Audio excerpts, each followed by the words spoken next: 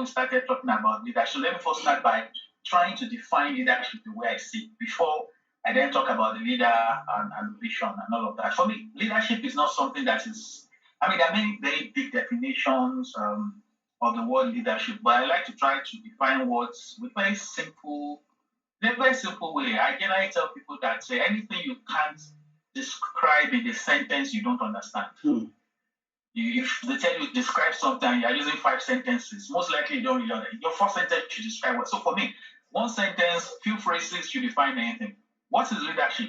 Leadership is influence, full stop. Leadership is influence. There's nothing in leadership beyond the capacity to influence others. And therefore, there's nothing called leadership without influence. Actually, there's really nothing called leadership. What you get is influence, and that influence makes you a leader. Now, what happens in many cases is that many people go to look for leadership so that they can have influence, but that's not the way it really works. What works is that you develop influence, and then you then become a leader. So today, for example, there are people in Nigeria who have influence, and they have therefore become our leader, whether we like it or not. They don't necessarily have any other thing beyond the fact that they have influence. So leadership is influence. Leadership is the ability to make others do what you want them to do just because you have influence on them. So therefore, that means that leadership has got nothing to do with having a title or a position. I mean, you can be a leader and have no title. In fact, there's one book, there's one book written by Sharma, who's dealer without the title. That's just the basic part. Because if you say leadership is influence, that means that all you need is influence and not leadership. There was a time in Nigeria during the June 12 crisis, Beko and some Femi Pala and Wole Soyinka gave an order that Nigerians should not go out. I remember then that the governor of Lagos did ask people that he guarantees them security they should go out. People did not go out. So there was a governor saying go out. He had a position, he had a title, he had an official designation as a governor. There are these 3 guys that had no title, they had no position, but they had influence. And they asked people not to go out, and people did not go out. So leadership, I mean, and that's the first thing I want us to emphasize as leaders, is that it's not about the position. I mean, I say this, I know many people have visions and dreams and goals to become political officers. And I always tell people, I personally have a campaign for people to waste your time going that route. And I'm not saying you shouldn't, I'm just in my own personal campaign. Because you can get influence without an office. And we have examples in this country of people who never got offices that became influential. Even all over the world, which office did Mother Teresa have? Which office did Martin Luther King Jr. have? Which office did Jesus Christ have? Which office did Muhammad have? I mean, these are people. Mandela's influence was before he became president. We know that for a fact. So the question we need to ask ourselves is, so when people say, sir, what do I need to do to develop my leadership? I said, just develop your capacity to influence. And that's all what leadership is. Also remember that, so if we're saying that, that means that if I want to become a leader, what I actually want to develop is my capacity to influence people. Right? So very, very important to note. So how does vision now come into this? We say vision and the leader. So we have said leadership is influence. So how does vision come into the mix? Now, that influence you want to have as a leader would be as a result of the vision you have as a leader. So, for example, I want people to follow me somewhere. So, for example, all of us are in Lagos. We want to leave Lagos. Most people will decide to follow you because you told them you are taking them to Ibadan. That's okay, there's a place I have seen, call it Ibadan. It is better than Lagos. There's no traffic. There is this. You describe that vision to them, and they say, let's follow you to Ibadan, and you lead them to Ibadan. Now, so that is a connection between leadership and influence, because it is a vision you sell that influences people to follow you. When we were under the military rule in Nigeria, people told us the vision of democracy. They told us that democracy is the best thing. And therefore, all of us followed them and believed it. We have experienced the movement. Some people have said that we should go back to the military. Of course, I don't agree with that. But it was everything in this world that you follow is because there's a vision. For those of us that are Christian, Jesus said, there is a house in heaven, the streets are made of gold. He was telling us a vision. And he asked us to follow, and that's why we follow him. So you can't lead people without a vision, because it is that vision that will influence them to follow it. I mean, somebody says he wants people to go and somebody go and bomb World Trade Center and tells them that if you bomb World Trade Center and you die, you're going to get 750 babes in heaven. That's a vision. And a human being enters plane and kills himself because of that vision. So at the end of the day, leadership is influence, but vision and the effective communication of that vision is the ingredient that makes influence to happen. Wow. So look at it from this point of view. You're a regular human being. You work in Ministry of Agriculture, you're a teacher, you're a lawyer, you're an engineer, you're an accountant. You get a vision. That's the first thing. You get a vision. You communicate that vision to get influence, and then you become a leader. So, and that's why anybody can be a leader. I tell people it's not difficult to become a leader. All you need to do is, I'm seated somewhere now. I don't have a vision. I get a vision. My vision is to create a football club in Ibadan that will be as great as Barcelona. That's my vision. I am just your people and you. There's nothing special about me. I'm just a regular guy, right? I say that's my vision. I want to create a football club called Ibadan FC that will be better than Barcelona or Man U or whatever club. Then I create enough communication around that vision. I come to tell Mr. Owosheyi, I come to tell Mrs. Aziz, I go to tell Mr. David, I communicate that to them. I influence them. I tell them it's possible. This thing can happen. And some people will say you are a madman. Of course, those ones will be there. Some people will say, I think we can make it happen now. So let's do it. And suddenly, what has happened to me? I've started to influence people because of that vision, right? Now, after I've influenced them, then I become their leader. Remember, it was my vision I sold to them that they gave me, that made me to influence them, and therefore made me a leader. So, a vision is where we start with what we want to develop leadership. What many people do is that they go to look for position before they get a vision. A position does not give you a vision. If you don't have a vision and you have a position, you're not going to do anything with it. There are people that became governors in this country that they don't have vision. Positions don't create visions. It is visionary people that need positions to be able to prepare what they want to do.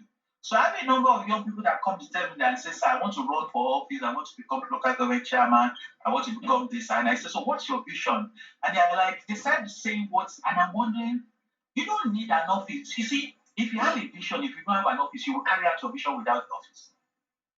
Right? If you have a vision and you lose an election, that's why I tell my friend, one of the very popular Nigerians who ran for election sometimes, and young person and lost, got annoyed because I said he's an helicopter politician. And he said I should tell him what I meant by calling him helicopter. I said it's very simple. What is an helicopter? An helicopter is a flying object, like a plane. But an helicopter can land anywhere. So helicopter is going, they say, okay, that's cool, land there. If you just land there, land, you can pick up and go back. I said, that's what you are. Nigerians were fighting over, they were doing Black Lives Matter. You did not join. NSAS, they did not join. ASU went on strike, you did not talk. NASTU went on strike, you did not talk. Election came, you said you want to become our president. You don't have a vision. You say you don't have a vision, we don't know your vision. You have not stood with us when we are crying. Now you want to be our president. We will not make you president, even though you can speak very good English. So he says, okay, so if you say I'm an helicopter, what's the opposite of an helicopter politician? I said an aeroplane politician is the opposite of an helicopter politician. He said, what does that? I said, before your aeroplane can land, you first clear the place. Then you create a runway. Then you do control tower. Then you employ people. Then the plane will now land. All those initial works is what makes it a plane. And that's part of the challenges many of us that say we want to run for office. We just want to show up here, get the votes and go. It's not going to work out. So what is a vision? A vision is a dream or a mental picture of a future state. You can't have a vision for today because we are currently seeing now.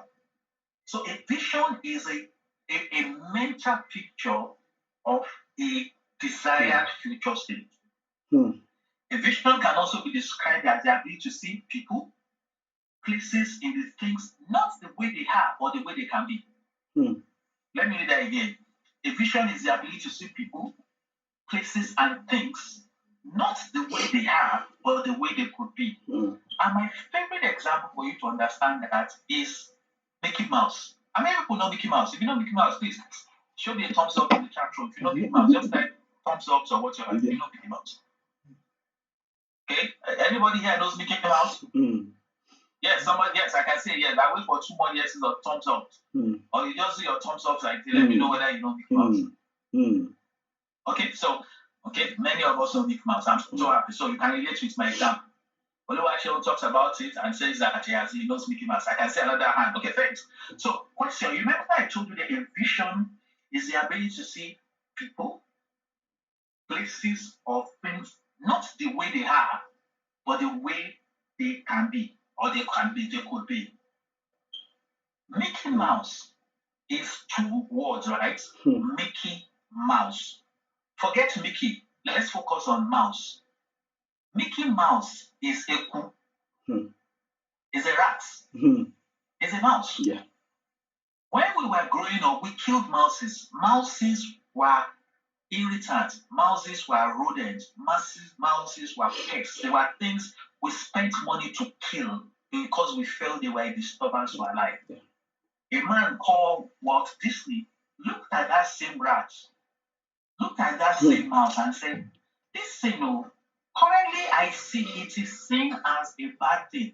I want to create something around it that will make it a beautiful thing. And this man created a vision for this mouse, gave it a name and called it Mickey Mouse. And today, if you want to buy a bag that has Mickey Mouse on it, that bag is going to be expensive just because of the grass you keep in your house. It's the vision a man saw, transformed it, and is selling back to you. Today, if you look around the world, one of the most recognized faces in this world is the face of Mickey Mouse. The same rat you killed is the same rat that Walt Disney has made to become a brand. That's a vision. So, Walt Disney never became a leader. He never had a position, but he's influencing you. Absolutely. How many times have your son wanted to do birthday and insisted that the cake? He said the cake should have the picture of Mickey Mouse on it. Remember, if a mouse tries to eat that particular cake, a live mouse, you won't eat it again. But this boy has been sold a vision that Mickey Mouse is a good mouse. So this boy has the picture of Mickey Mouse on his cake, but this boy will not allow a real mouse to eat that cake. That's the power of a vision. Somebody saw the vision, saw a mouse different, and sold the idea to the world, and the whole world is paid for it today. That's what vision does. That's the ability to use our imagination and thought. And that's how to become a leader. Whatever his name is, Walt Disney, he's not looking for any political office. He's not planning to be anybody's president. The man and his estates is getting a lot of money just because he has created a vision around the mouse. So a vision is what a person needs to be able to get influence. Use your vision, drive your vision, have a vision. Let me ask you a very simple question so that we put these things to ground and we're able to relate with it very well. What did Obafemi Awolowo say? Later, Obafemi Awolowo was the Premier of Western Nigeria, that he decided to create a television station in Nigeria. What exactly do you think he saw? What was in his mind? What was exciting him? What was that thing that ensured that? I hope you know that in 1957, 1958, when Obafemi Awolowo started the WNTV in Ibadan, there were many European countries that did not have a TV station. I hope you know that at the point in which when this man decided to create the fourth television station in Africa, the total number of TV sets in the whole of Western Nigeria were less than 100. So what made that man to decide to create a TV station for people that didn't have television vision. What was it that made Donald Duke to look at his state and say, my state can't compete on this. I'm going to make my state a tourist destination. Vision. It wasn't money. The state was not rich. It wasn't physical power. It wasn't anything. This man just sat down and said, hey, I can turn my state to become where people go to. And for 8 years, when Nigerians want to go for Christmas, some Nigerians actually start going abroad for Christmas. Where did they go to? Tinapa. Calabar. Yeah. Vision. That was what made him to do that. Why was it that it was possible, for example, that Michael Okpara, who was a premier of Western Nigeria, decided, okay, so let me back up. You know, when Obafemi Awolowo decided to start the industrial estate in Ikeja, if you know Ikeja very well, you know, the Ikeja industrial estate, it was, if you check the Ikeja industrial estate, it's actually populated by European firms, because that was where Awolowo was going to get people to come and invest. So what made him think that Nigerians should do that? Vision. What made Michael Okpara, you know, Michael Okpara was the premier of Eastern Nigeria, who felt that, wait, Awolowo has beat me to this industrial estate business. What did he decide to do? He decided to do 2 industrial estates. One in Port Harcourt in Transamadi, the second one in Enugu. Right? So that's another thing about vision. You don't need to have an original vision. You can copy somebody else's vision. Because people say, hey, this vision, I don't know how to get it. You can. Vision is a Microsoft Excel property. Cuts, paste, change the fonts. So Awolowo had a vision and created one industrial estate. Okpara said, okay, I can't be the first again. What am I going to do? I'm going to create 2 in 2 different towns. Same vision duplicated twice. So if you say you don't have vision, you can copy people's vision. In fact, you know, one of the people I think we should study more is Awolowo and Okpara, because what those guys always did to themselves was cut and paste that way. Let me give you another, and this one is the funniest to me. You know, when Awolowo started in 1958 or so, the first TV station in Nigeria, that was the slogan. First television station in Africa, they had that slogan then. Okpara realized that, well, this guy has beat me to this first business. So Okpara now went to start ENTV, Eastern Nigerian Television Station 2. Do you know the slogan of ENTV? Second to none. Now, this man copied a vision, but what people to realize that, don't say I copied it. I copied it and I also declared it second to none. So while you can say you are the first in Africa, that's your business. But for me, I will copy your vision and I will declare as part of that vision it is second to none. So in our own right, we are another one. Now, that's one beauty about vision. If you can't get the vision yourself, you can copy vision. You can decide to recreate a Cuba in Nigeria. And that's one challenge I think that our leaders have. I mean, people will say things like, this governor is doing well. I say, so what has he done? I mean, what has he changed?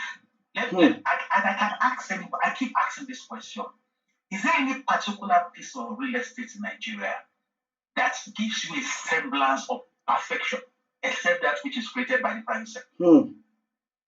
The vice president of Nigeria, Professor Yemi Osinbajo, lives in Lagos. Professor Yemi Osinbajo was Attorney General and Commissioner for Justice in Lagos State for 8 straight years. So he had worked in Lagos as a public servant serving in Lagos State. He's a vice president of Nigeria. This is his 5th, 6th year as vice president. Where does Professor Osinbajo live in Lagos?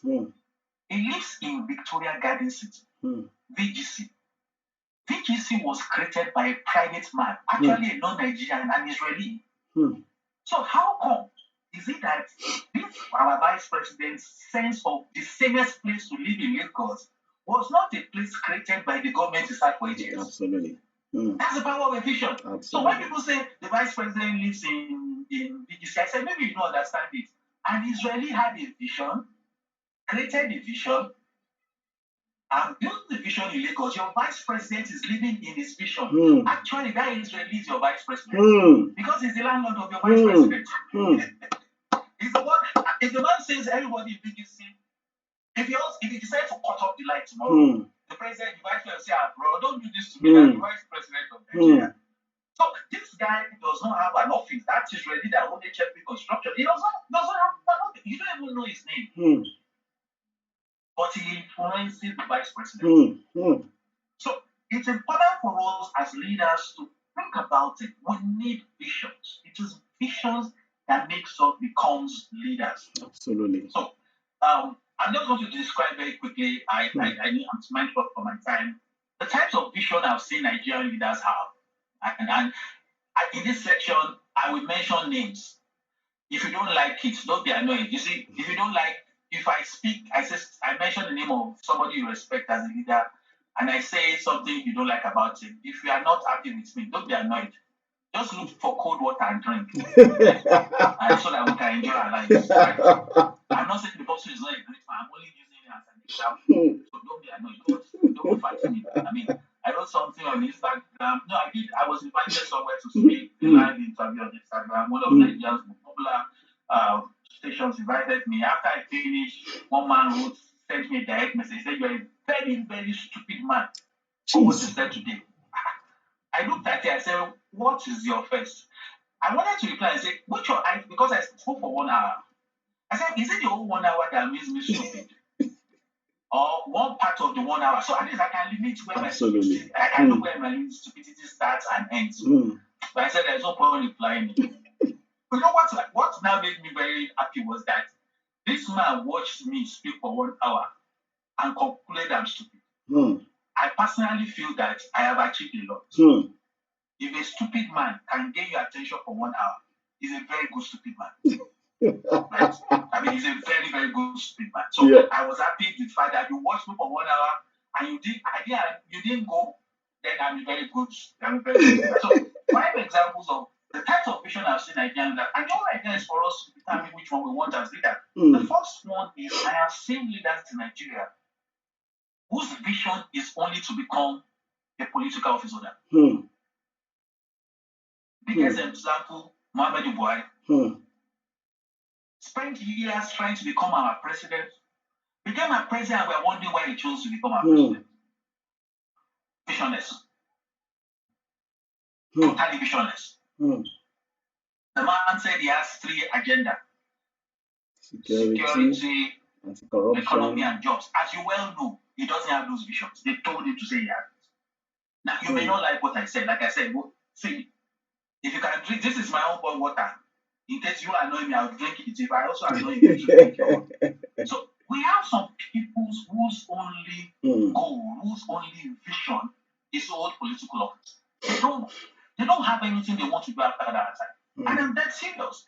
And they're there as vice chancellors. They're there as head of schools. They're there as head of churches. The only vision they have is to be a political office holder, is to have an official title, and that's all. And that's why somebody will say, "I need a second term." You know, one of the people I respect the most in terms of leadership in Nigeria is Lateef Jakonde. Lateef Jakonde spent 4 years, 3 months in office and left office in 1983, December 31st, right? Till date, 1/3 of all the schools built in Lagos State was built by Lateef Jakonde. Yes. A man built in 4 years more schools than Tinubu, Fashola, Sanwo-Olu, and Ambode. He did that in 4 years. Lagos State University is one single university owned by Lagos State. A man built it in 4 years. Tinubu, Fashola, Ambode have not built any other university. There are 11 public libraries in Lagos State.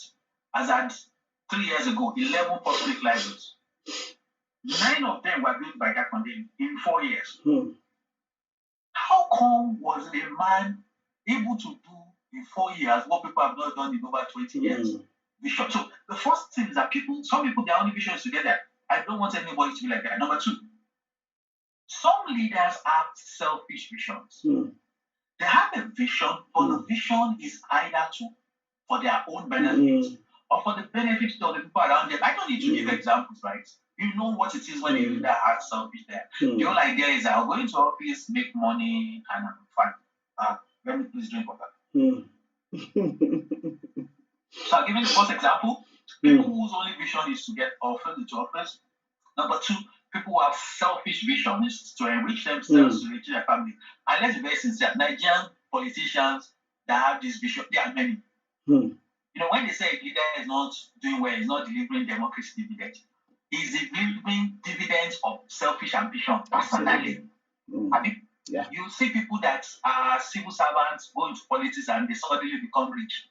One of the richest people in Nigeria, in southwest Nigeria, used to be an accountant in a company I know in Lagos. The company is still there. Mr. Bola Ahmed Tinubu was the treasurer of Mobile. I can guess what was his last salary when he left there. I also worked in the oil industry. And I'm not as rich as he is. So how come the only thing this man has done that I've not done? He went to university. He went to Toronto. And there is a university in Toronto. I went to a university that has name. I have classmates. So we didn't do the same thing. But let's assume we did the same thing. He went to work in the oil industry. I went to work in the oil industry. I continued.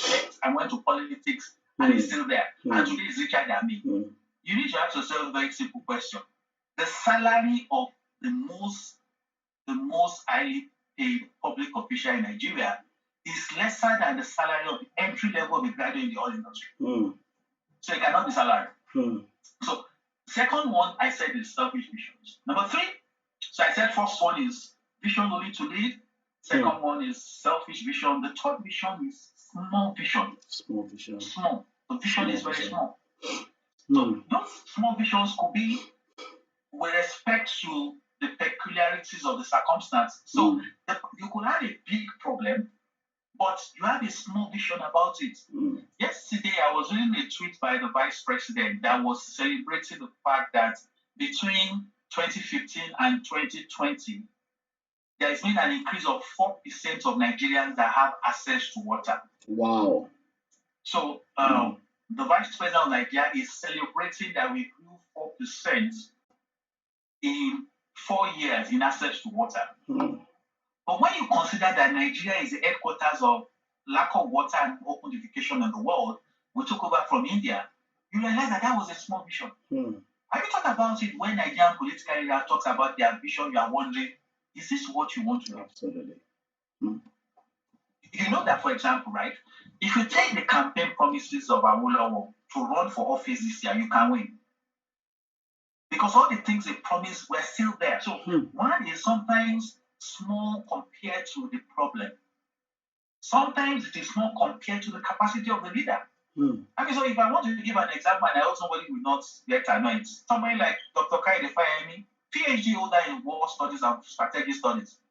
Whenever Kayode Fayemi speaks at the governor of Ekiti State, I am deeply disappointed because I know the capacity of this man. This same Kayode Fayemi, put him to go and become a mayor of London, he will not be talking at that level. Ekiti State has the highest percentage of educated people in Southwest. Today, Ekiti State is the third state where people practice open defecation. How come can you have educated people who poo outside? And the governor has a PhD. So sometimes the small vision is in comparison to the capacity of the governor. Absolutely. Or the leader. So you look at the Kayode Fayemi and you're wondering, this guy should turn Ekiti to become a Dubai. He has capacity. Of course, sometimes you also have small vision in terms of the capacity of the people you are leading. So when the governor of Lagos State tells you that our vision is to do Fort Mainland Bridge, I always laugh. You know, I was speaking to a group of people and I said, let me explain how backward it is that the current governor is talking about. His vision is Fort Mainland Bridge, so I can know how bad the problem is. I said, do you know the Third Mainland Bridge? They said, yes, good. I said, who commissioned the Third Mainland Bridge? Babangida. They said it was Ibrahim Badamasi Babangida, if you remember. He said, yes. I said, so Lagos needed a Third Mainland Bridge as far back as Babangida's time. He said, yes, good. I said, who started the design of the Third Mainland Bridge? They said Babangida. I said no. They said maybe it was Buhari. I said no. They said it was Jakonde. I said no. I said the design of the Third Milan Bridge was started by Mobolaji Johnson, the governor of Lagos State in 1971-73. So Mobolaji Johnson in the 70s had been saying we need a Third Milan Bridge in the 70s. Do you understand? That got delivered by another regime. I mean, 20 years 6 later. regimes after him delivered it. Now, you now go to sleep, and 7 regimes after that regime is now talking about the 4th Milan Bridge. Can you see how backward the visioning is? If Mobolaji Johnson saw Third Milan Bridge in 1972-73, we can't be seeing 4th Milan Bridge in 2021.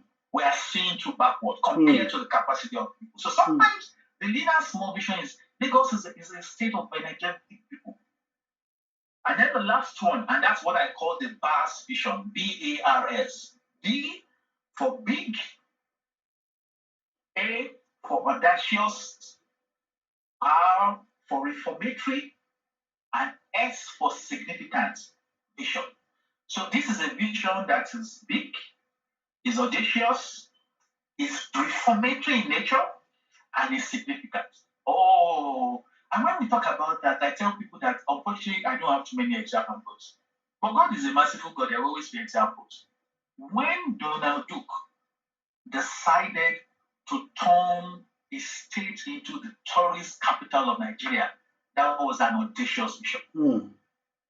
It was a big vision, it was audacious, it was significant, it was reformatory. When El Rufai decided to make Federal Capital a beautiful place where there was order and he was making things happen, you may not like his method. You may not, and I personally feel he did some things he could have done differently, but that was a vast vision. It was a big vision, it was audacious, it was revolutionary, and it was significant. I can give you that example. When Awolowo decided to give free education, it was a vast vision. When Okpara decided to do the free education, it was a vast vision. When Ahmed Bello decided to build the canopy, the Claremont Pyramid, it was a vast vision. They were big, they were audacious. I mean, come and think about it. When Shagari decided to build airports all over Nigeria, it was a big vision. I mean, my state got a vision of the airport under Shagari. There is an airport in Akure. Shagari started building it. I'm pleased to inform you they have not finished construction. As of today, I flew there last they have not finished construction. To tell you, when I was talking about vision that has key leg that we have, Ado Ekiti, from that airport to Ado Ekiti by road, if the road is good, it's less than 30 minutes. Ado Ekiti is building a new airport. As we speak. So today, there's an airport in Lagos, there's an airport in Ibadan, there's an airport in Osun State, there's an airport in Ondo State, and there's an airport in, there's going to be an airport in Ado Ekiti. All those airports, none of them is if you combine the total number of flights, you can be sure. In fact, I remember I flew to one of those airports that state government built, that they told me that when we flew, they said, sir, how do you want to return? I said, we'll go with the new flight. They said, no. They said, once the plane lands, everybody in the airport close, they go home. Now, once the plane lands and the plane takes off, they close the airport, they go home. Then the next day, they all come back. I said, is there no evening flight? They said, no. I remember I was going to do a meeting with Federal Road Safety Commission. No, I was invited to come and teach a class in the Federal Road Safety Commission training school in Jos. So my class was 1 hour. So I flew to Jos. My goal was I fly to Jos, I teach my class, I come back to Lagos. They say, oh God, you can't go back today. I said, what do you mean? What about the evening flight? They said there is no evening flight. They said, as you are driving out of the airport, once that plane takes off, you will see they'll close the gates of the airport. They close the airport as close as tomorrow. So I finished my class. I took a car to Abuja and then flew to Nigeria. Now, that's somebody's vision. Just build an airport that leads to nowhere. I mean, so we're seeing those kind of KX vision. I mean, we had a minister that had a vision that built a polytechnic. The polytechnic is, I can't remember the full name, but it's like oil and gas polytechnic. It's in a place called Ekowa in Bayelsa State. People of God, can I shock you about that vision? There's no road to the Polytechnic. Oh my God. You can only access the Polytechnic by water. Oh my God. So every student goes to school in a boat. There's no road to the Polytechnic. The school was built, handed over to the state government. The state government collected and said they will collect you, but they will not open the school till when somebody comes to put it. And they waited for like 2 years. So when some people say, okay, we didn't move without bridge, we'll be using canoe to cross. That is kind of vision. So as I close, I just want to ask you this question. What kind of vision do you have? And like I said, you don't need to have political office to have a vision. I have a vision that you can sell to people. So how do we develop vision? Number one is for you to know how to have mental images. Everybody is endowed with visual images. We can all imagine things. So you must develop that capacity. Number two, you must have a time when you think those pictures together. Number three, you must expose yourself. So you go to a country, you go to Nigeria, you go to Ghana, you go somewhere, you see something, you can copy that vision and come and place it where you are going to. Have you thought about it that Nigeria is a country where somebody can build a very big, beautiful house and they won't paint it? I mean, you copy the design and then you refuse to copy the bits. It's not funny. So it's about you being able to think, because there is nobody that is on the earth that doesn't have capacity to imagine. Absolutely. So you look at Shomolu, you look at Oshodi, you look at Yaba in Lagos, you look at Dubai in Ibadan, you look at Okari in Lagos, you look at Kaswa in Kaduna, you look at Ahmed Road in Kaduna, you look at Trans-Samadi in Port Harcourt. And like I said, the vision is how a place can be. And you say, this place is currently like this. The road is not wide. This one is small. This one is this. How can we transform it into a different place? That's all that happens. It's just about looking at it. I support Barcelona. You must see my Arsenal based on where I was talking. When the FC Barcelona is playing in their stadium, you know the number of people that are there. Take away COVID. So if I don't have a vision and I'm a governor, why don't I just transfer that vision and come and put in Lagos? Well, I must let you know that it happened. The colonial master built Onikon Stadium. Onikon Stadium was built by the colonial master. When the colonial master built Onikon Stadium, it was a 5,000-seater stadium.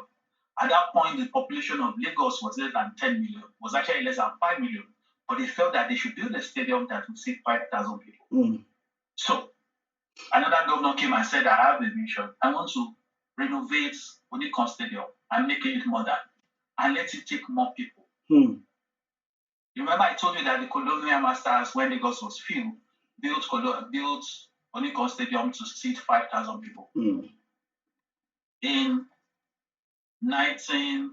In the year 2000, we had a governor who decided to expand Onikon Stadium from 5,000 to 5,500.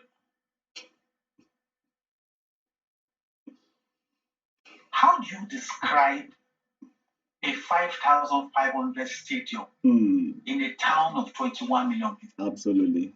A white man had a vision in the 60s, 50s, and built a 5,000 stadium.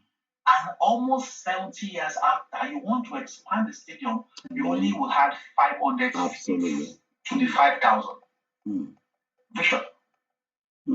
So that's a crossover where we're dealing with. No country becomes big because they have resources. Countries become big because they have visions, visionary leaders.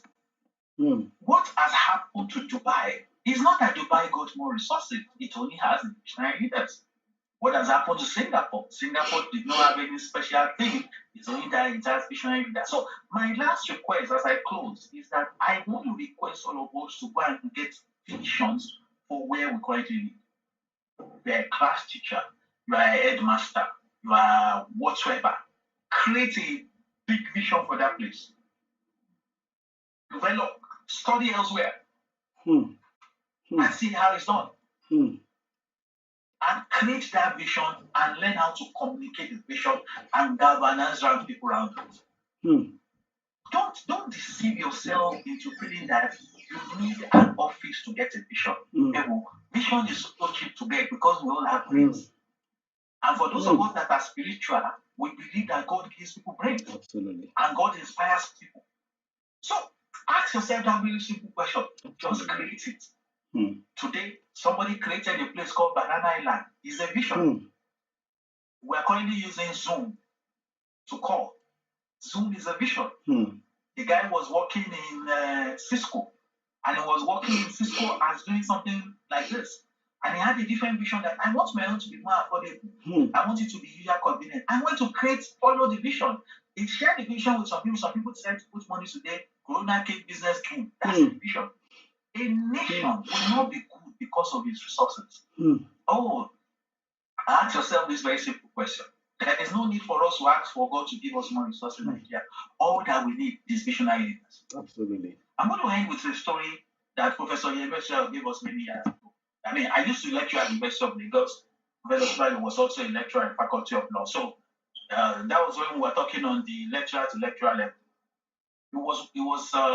I mean, you heard when we were in my profile when they talked about my role with Nigeria Economic Summit, right? So Nigeria Economic Summit, Professor Emmanel was in the planning committee for that year.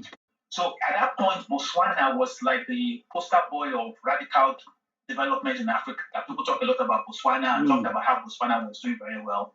So Nigeria Economic Summit Group that year decided that they wanted to bring the president of Botswana to come and talk to Nigerian society, leaders of civil society, leaders of business and government on how Botswana became Botswana. So they went to Botswana to go and meet the president and say they wanted to invite him to come and speak at the Nigeria Economic Summit. So his president said, I'm surprised you Nigerians are coming to come and meet us to tell you about how to do economic and to build nation. So they said, why are you surprised? I said, the man said, a couple of years back when Botswana was not doing well, we asked people which country we should go to for somebody to help us develop a vision for Botswana. And they advised us that we should go to Nigeria. Wow. He said, then I think your president was Gowon or something. They said, yes, Gowon. He said, yes. So the man said, I was not the president then, but I was working in government. I was a team sent for Botswana to come to Nigeria to come and meet Gowon to tell us how to develop the vision for Botswana. He said, so when they got there, that they tried to see Gowon refused to see them. He said, so on the last day, Gowon just told them, you know what? I can't tell you a vision of how to build any country. That when I wanted to develop the third economic plan, I set up a committee led by Professor Nitiri. Professor Nitiri is of the Department of Economics. You can actually Google him. Professor Nitiri is in the Department of Economics, University of Ibadan. He was one that was the chairman. So go and look for Professor Nitiri, and then he will tell you what to do about vision. So they said they drove to Ibadan, went to look for Professor Nitiri. Professor Nitiri was a lecturer there, and they told the man, yeah, the president said, yes, man said I was one of the people that intended the economic development program. I want to develop this plan. Man said, okay, do you want to hire me as a consultant? I'll give you a proposal. So those guys said, we are going back. Okay, send us a proposal. They sent the proposal. Botswana government said, this proposal makes a lot of sense. And came back and said, Professor Nitiri, why don't you come to Botswana, sit down, write the vision with Botswanans, and then live in Botswana for a couple of years and supervise how to start up. Professor Nitiri decided to take a leave of absence from the University of Ibadan and went there and wrote the development plan and taught Botswana how to do development plan and stayed a couple of years and came back to UI as a lecturer. So the president said, is Professor Nitiri dead? Professor UI said, who is Professor Nitiri? Oh my God. Because it's that plan Professor Nitiri wrote for Botswana that we're still using. It is that vision he helped us develop in the 1970s that we're still using. So I'm surprised you are coming to ask me when it is your brother that helped us. I look for Professor Nitiri. Professor Nitiri was saying, if I saw that. So Botswana had no vision. They got in Nigeria to help them to develop a vision. Today, the GDP per capita of Botswana is times 3 the GDP of Nigeria. Oh my God. Professor Nitiri is not there as they speak. The person they told, Professor Shibaito, is the vice president of Nigeria. Wow. Is that not enough for that man when he became vice president? Yes. For Professor Nitiri? Absolutely. Because when people sometimes say, you know, I don't know why you are not very positive towards it. I said, because some of them we had to speak as colleagues years back, and we knew the kind of information they had. So, if Botswana can be twice the GDP per capita of Nigeria, why is it impossible for us to be that? It's just because of vision. Absolutely. If we have leaders that have vision, big visions, visions that can take people to the future, visions that can radically change the way things are happening, vision that can make things to become different significantly, then Nigeria will come straight. So I'm going to stop on that note. And if there are going to be questions, I'll be willing to take those questions or contributions or condemnation. But also, I hope I've been able to convince and not confuse you that leaders need visions. And those visions is what they will use to buy influence and get people to become their followers. Thank you very much.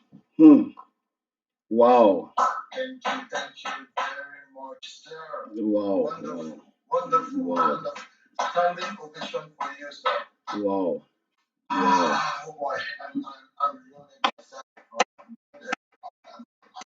Well done. I'm really glad to be part of this leadership training today. I think the company has one or two things to say, but this after me, sir.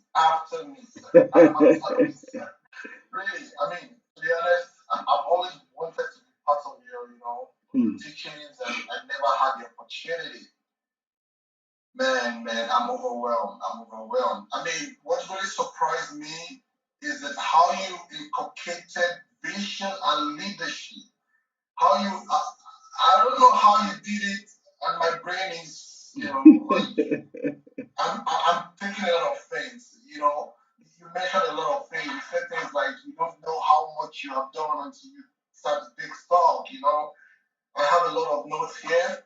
But one thing that really catches my attention is you don't need to have a vision. You can copy and share.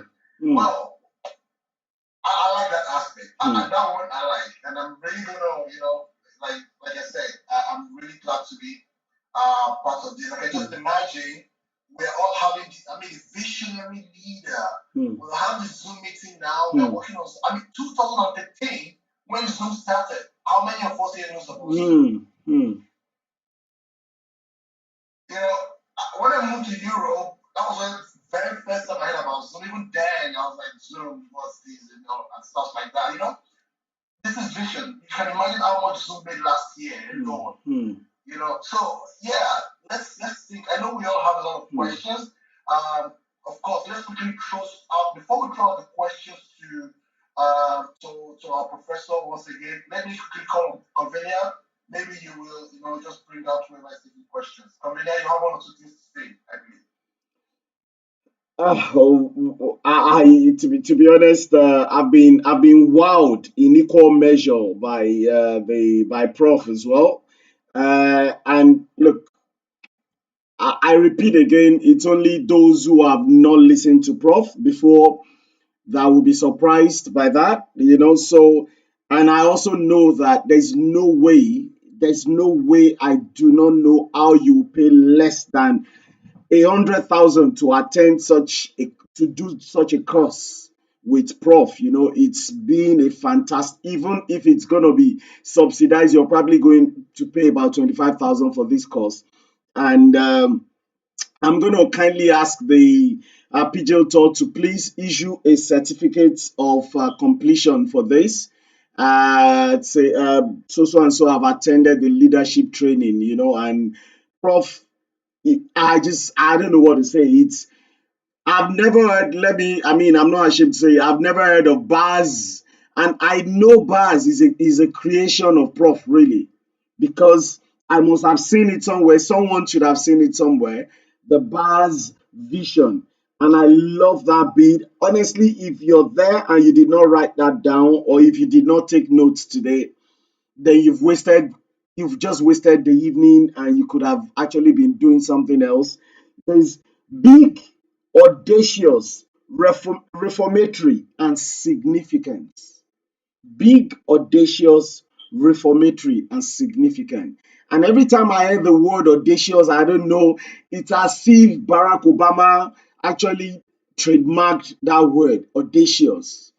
There was a guy who was unknown, a junior political rep of a state, who came to who came to the Democratic conference to give a speech, and he burnt the place down, literally, intellectually, he burnt the place down.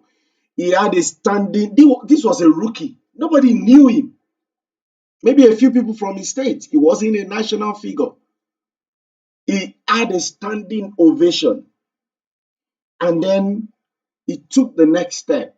It was big, it was audacious, it was reformatory, it was significant. It was not just significant, it was earth shattering. It was, of tectonic proportions, really, if you call it of, it was, when we talk about the, tectonic shifts, in the crust of the earth, talking about earthquakes and co. It was tectonic, and of course, the world will not forget that. He did something nobody had ever done, and I really, really want to thank you. Like I said, today is not. I am just an attendee. I'm just a member of the class today, like everybody else, and I'm going to be getting my own units in my continuous assessments. By the grace of God, I'm the leader of the organization, but I'm just a member here. I'm just an attendee today, and I really want to, once again, I want to thank everybody in this institute for the excellent work you're doing. I want to thank Senator Kemi Oyedokun once again. I can't thank you enough. The Deputy Director, Asheun Olabinton, I can't thank you enough. The Admin Secretary, Raphael, I really, really, really, really appreciate you, Raphael, for all you do, the way you've helped, take things forward on this. Raphael Olani, thank you so much. Comrade Oladaya Falabi, thank you for all your hard work. Everybody there, and of course, the Secretary General. Oh my God. I do not know what this organization would do without you. I want to thank everybody. Prof, you've just blown me out of the waters today, and more respect, maximum respect. And like, I'll repeat it again. I know it might sound like a broken record.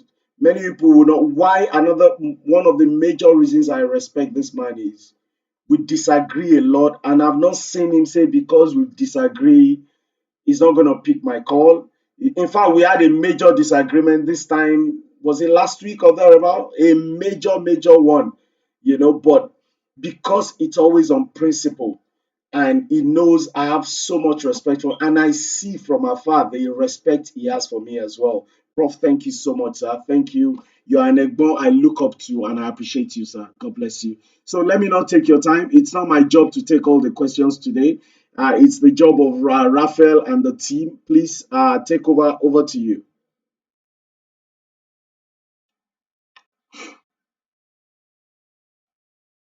Thank you very much. Thank you very much. Sorry, I was running out of battery on my computer. I had to plug it. Thank you so much, Cornelia. Amazing. Okay, I want to open the floor. I know we have a lot of questions. Please, let's try to be brief, right? We have the professor here to answer our questions. So the floor is open for any question you may have for Professor. I maybe have one question myself for me, but it's not a very big one. But the floor is open, please. Just unmute your microphone and please go ahead with your question. Please, if you want to type your question as well, we are reading the comment section. We will read it out.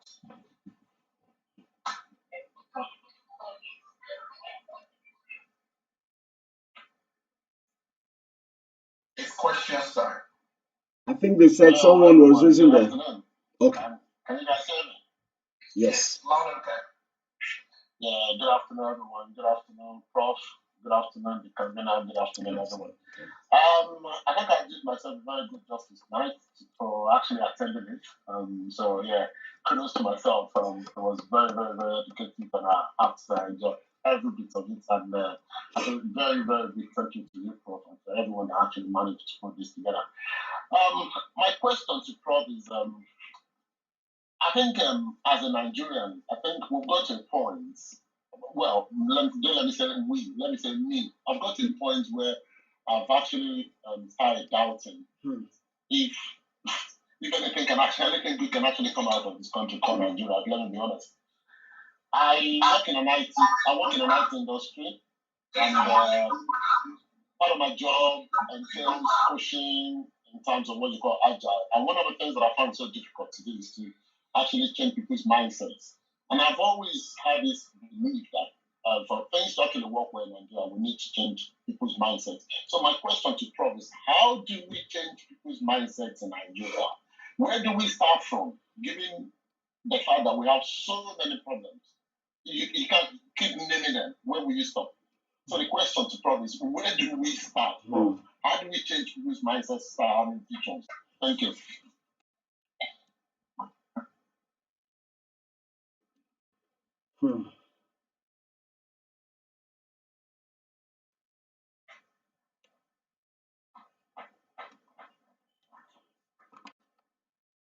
Raphael, I think they're expecting you to either recognize Prof or call another person to ask another question.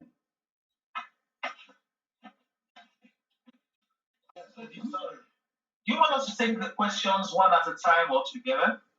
I wasn't too sure. That's what I was. Yes, sorry, I was muted also. Yes, I think it would be better we take it one at a time, so that in case of clarity and stuff. Thank you, sir. Okay, all right, thanks. Thanks for that question. Very good question. How do we change minds? It gets back to the question of vision and leadership. Leaders change people's minds. I mean, like I said, what leaders got eventually is influence, and you don't change people without influence. So at the end of the day, one big challenge we have in Nigeria is that we have a sense that we followers can change Nigeria. It is difficult. I mean, I keep telling my friends who say that, when I talk about people who say, you always talk about that Nigerians should need to change. And I've asked people that question, where in the world did followers change the country? Where? I mean, where? So at the end of the day, it comes to leaders. And I'm being very real with you. I mean, it's possible for followers to change people they lead. So, for example, you can change the people in your own organization as a leader. You can change people in your town. You can change people in your place of employment. But if you want to talk about changing over 200 million Nigerians, it's just going to be leaders. I mean, we had a situation, and I'm not going to give you an example that is far-fetched. We had a situations where we had a leader in the US that was fighting science over COVID and was not accepting people should take vaccine and all of those things. And the leader changed, and a new leader came and set a vision that he was going to vaccinate 100 million people in his first 100 days. And he took the vaccination, and it was shown on international television. The vice president took the vaccination and was shown international. And this man said, in my first 100 days, I want to vaccinate 100 million people. And in 58 days, 100 million people were vaccinated. 58 days. A vision of 100 days. And then when he met it, he now said, now that we can do 100 million in 58 days, we should be able to do 200 million in my 100-day in office. So increase the vision, turn it 200 million. In 90-something days, they met 200 million. This is somebody who came into government in January. I'm not telling you a leader that has been there. So just to let you know, how come was it possible to vaccinate 200 million people in less than 100 days? There is no follower that can make that happen. No follower. As a follower, maybe I'm a pastor, I can carry everybody in my church to go and take vaccination. So it still comes to leadership, and it's when the leader himself believes in what he's saying. You don't tell me that somebody is corrupt, and you only define corruption as somebody who stole, like our president seems to have done. You had a minister for telecommunication who did not do NYC. You left him there, didn't do anything to it. You handed over to another telecommunications person who was speaking what he should not say. You say it's a small boy when he was saying it. If they slap the man now, will I say I'm a small boy? That's why I slapped him.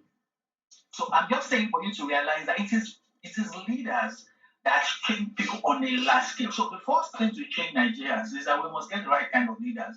And don't forget again, let's use a Nigerian example. 1984, we were all Nigerians doing whatever I like on Ashagari. And then, interestingly, Emmanel Agbedeyi became president and came with war against instituting. Why? I'm sure you remember why. Yeah. And then they launched phase 1 and phase 2, and phase 3 was kill. Have you people forgotten that we were queuing in Nigeria? Yes. Have you forgotten that part of phase 3 was not crossing express? That's the Ikorodu road people cross now. Have you forgotten that once you, in fact, I remember that once you land in Ojota and you're about to cross, everybody will say, come back, because there's a soldier waiting for you. Now, we saw a change. So it's possible for nations to change. But it takes a leader showing the commitment. Singapore has been given an example of a country that transformed from third world to first. It was because they had a leader who was willing to change the nation. So we can have changes in small buckets. So convener can bring us together and we can all decide to be different. Maybe 20, 30, 40, 50, 60, 100, 1,000 of us. Another person can convey people. When you talk about large-scale change, it takes a leader responsible to communicate, to exemplify, and to demonstrate that change. That's the way I say it, as a way where we can have massive change in Nigeria. Thank you so much, sir. Thank you very much, sir. I hope it's been answered properly. Yes? Kenneth.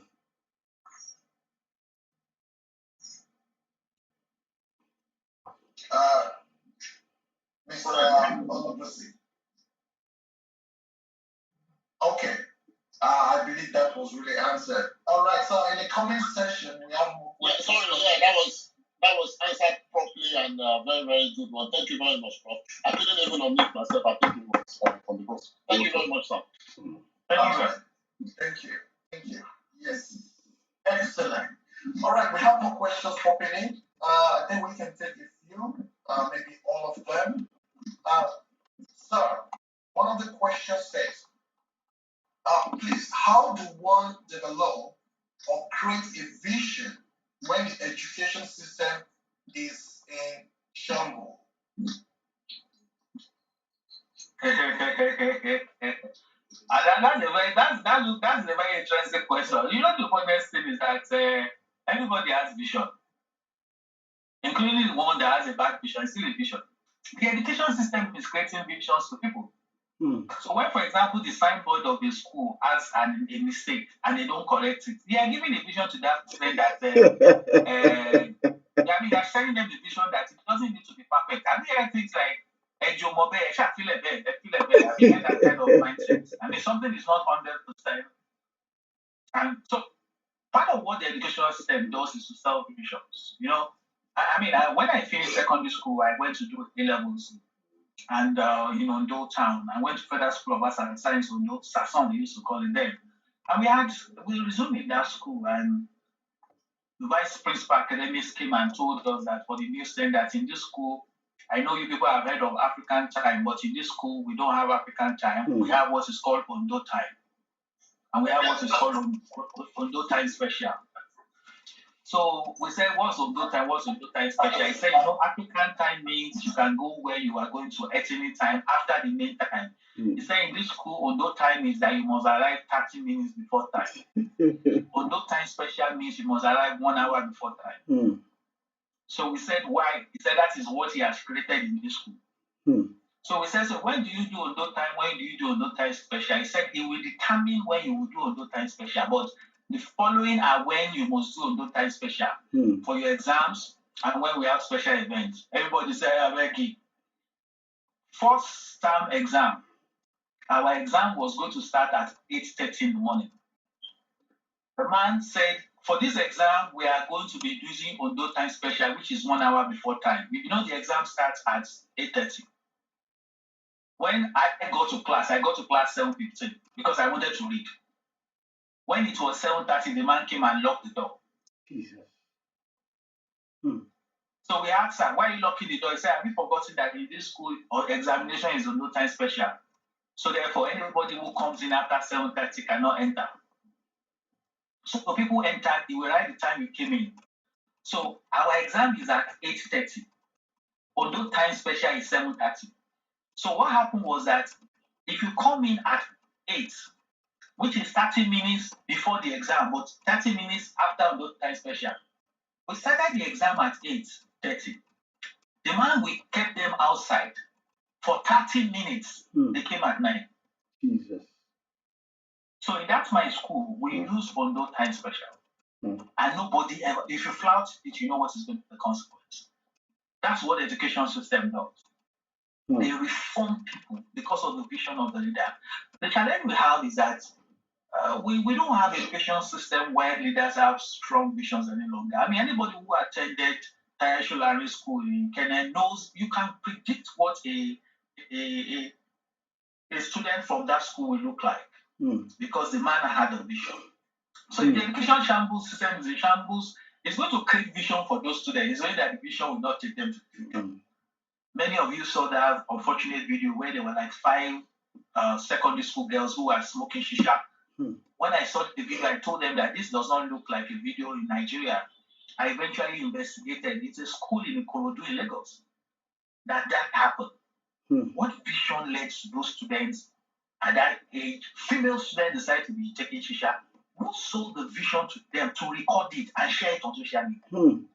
So the educational system is very critical. Actually, the educational system is the most effective way to transfer visions. You know one thing many Nigerians don't realize is that, I mean, people like the convener who is in Iloba, the land of Mama Charlie, many Nigerians in that country do not understand some things. That's the same thing in France.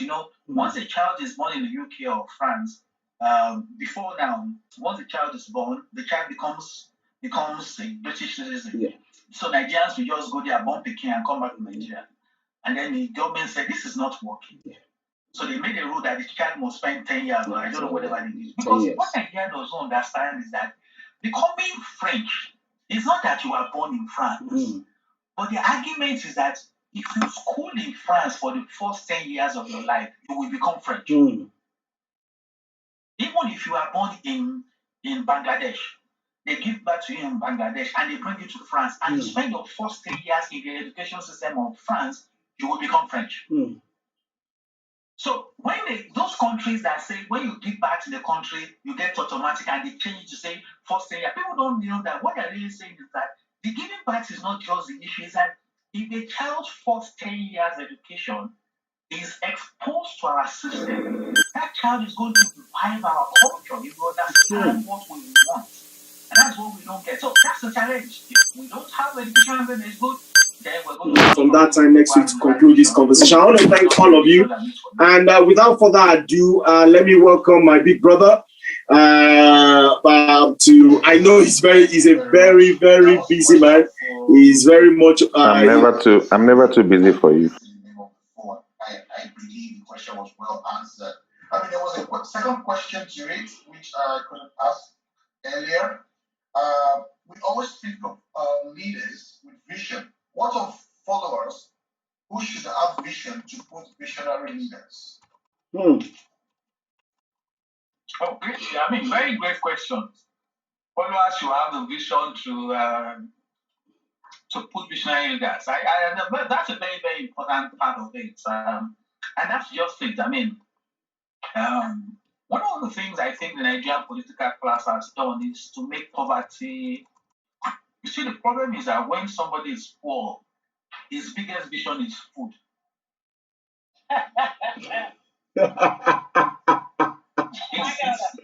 It's just the reality. An hungry man's vision is food. So that's why the Nigerian politician does not mind the poverty level in Nigeria.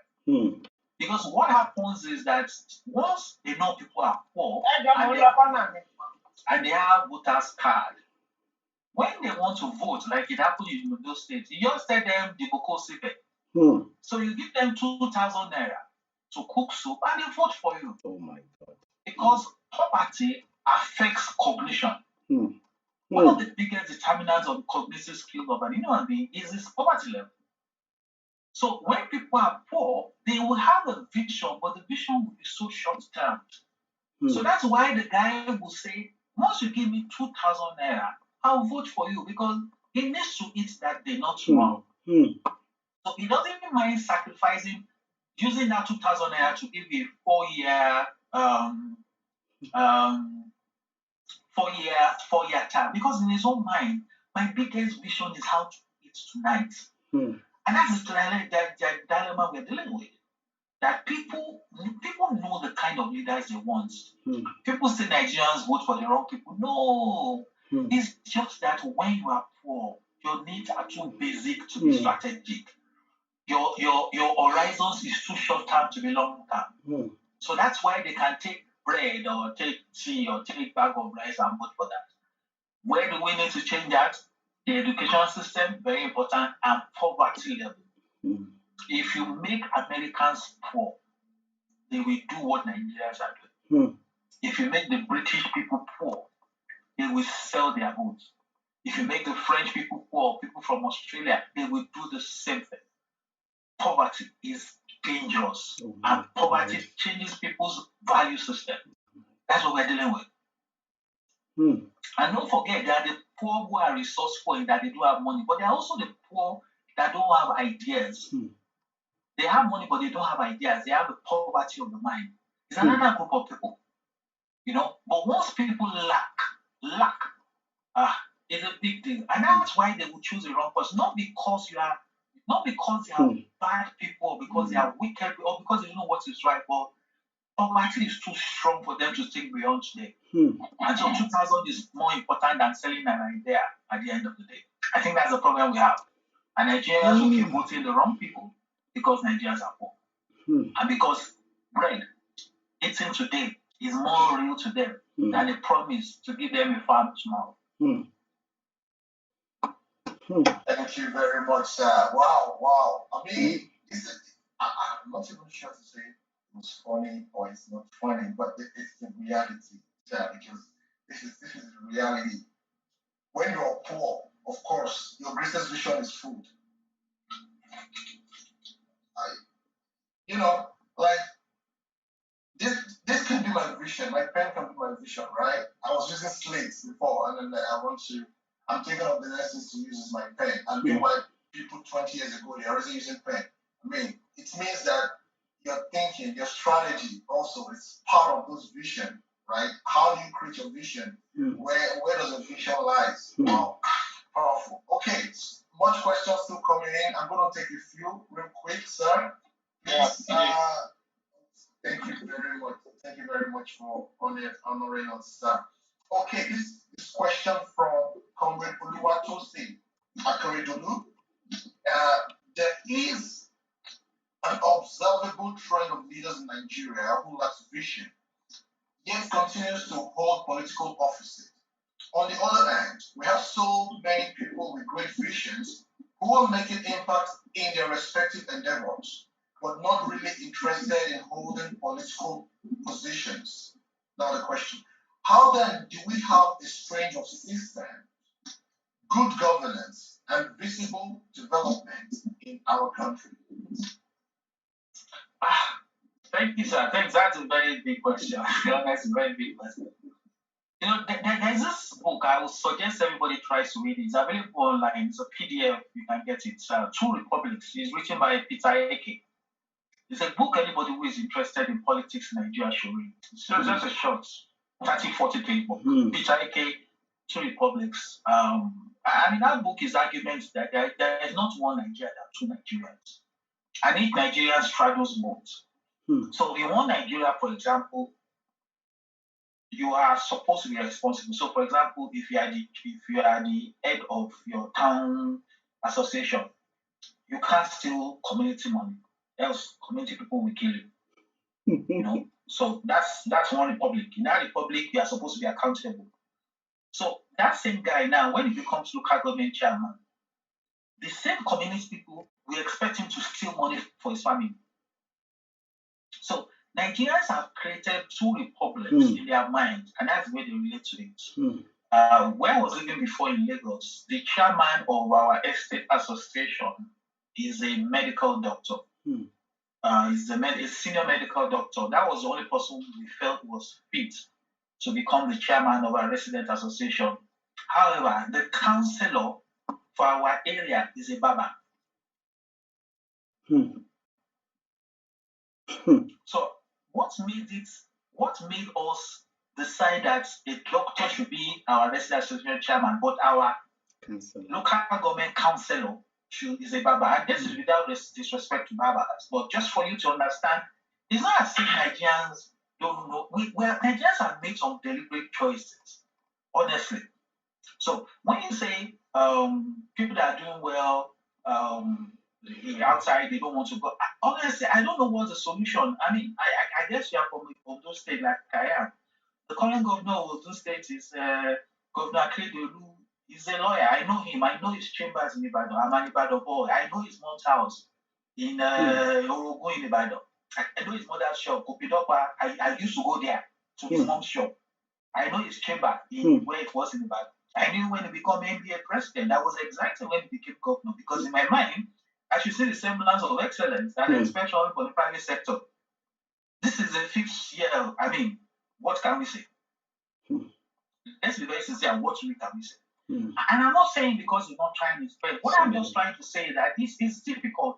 I think some people will just learn. Some people we just need to accept that some people will demonstrate their excellence outside of government, and that's where they will shine. Some people will go through government and also demonstrate their excellence. But I think the idea of we thinking that anybody who has done well in private sector will do well in public sector, it has not really worked. Adam Oshomole was Nigerian Labour Congress. How many workers' strike happened when it was government in Edo State? I used to work in Delta State. Doctors were handing over to doctors in Edo State. Udoga was doctors. Doctor went on strike under Odili medical doctor, under Udoga medical doctor. How do you make out of the medical doctor is your governor and he's not treating his colleagues well? How? I used to make fun of my friend that are accountant. That I do realize that when an accountant becomes governor, that's when you will not see the budget of the state. So I'm not sure those two worlds in Nigeria are the same. Let's be very sincere. Maybe they are not really the same. Maybe some people, I may just be blabbing here. Maybe some people will be able to thrive in the private sector, and let's leave them there. Maybe some other people will be able to thrive in civil society. Maybe we should leave them in that civil society. And then some people will be able to thrive in electric office. And let them there. But the idea of how will we then get leaders? Because the question is that the crisscrossing is not that easy. Let's be very sincere. Donald Trump is an example of a crisscrosser. This guy was in private sector. He won an election and became president, and he didn't have a good regime. And so for you to realize it's not just a Nigerian problem, it's a question of the culture and the systems are not the same. I mean, so today, if you want to become governor, you want to become councillor, you want to become senators, all those things you need to do you really want to do it? I mean, let's be very sincere. A friend of mine was running for office and he said he spent 180 million for his campaign and everything. 180 million. I asked him, that 180 million that he's using to serve people, why don't you just form an NGO? That 180 million will serve everybody. So I struggle. Again, and maybe I'm having a defeatist attitude. I agree, my 2 hands are up. It's a defeatist attitude. But for me, this election process in Nigeria, you know it for a fact. You don't become governors in some states by spending millions. It must be as in billions. If you don't have it, they'll spend on your behalf. Absolutely. If they spend on your behalf, you have to recoup their money. That's why I want to make it that part of our own culture is when we politicalize it. So, like I said, the person asked the question is from Ondo State. During the last election, Governor Kedu made one point that I've made in the last couple of years. Ondo State is not a rich state. Ondo State has 3 state universities.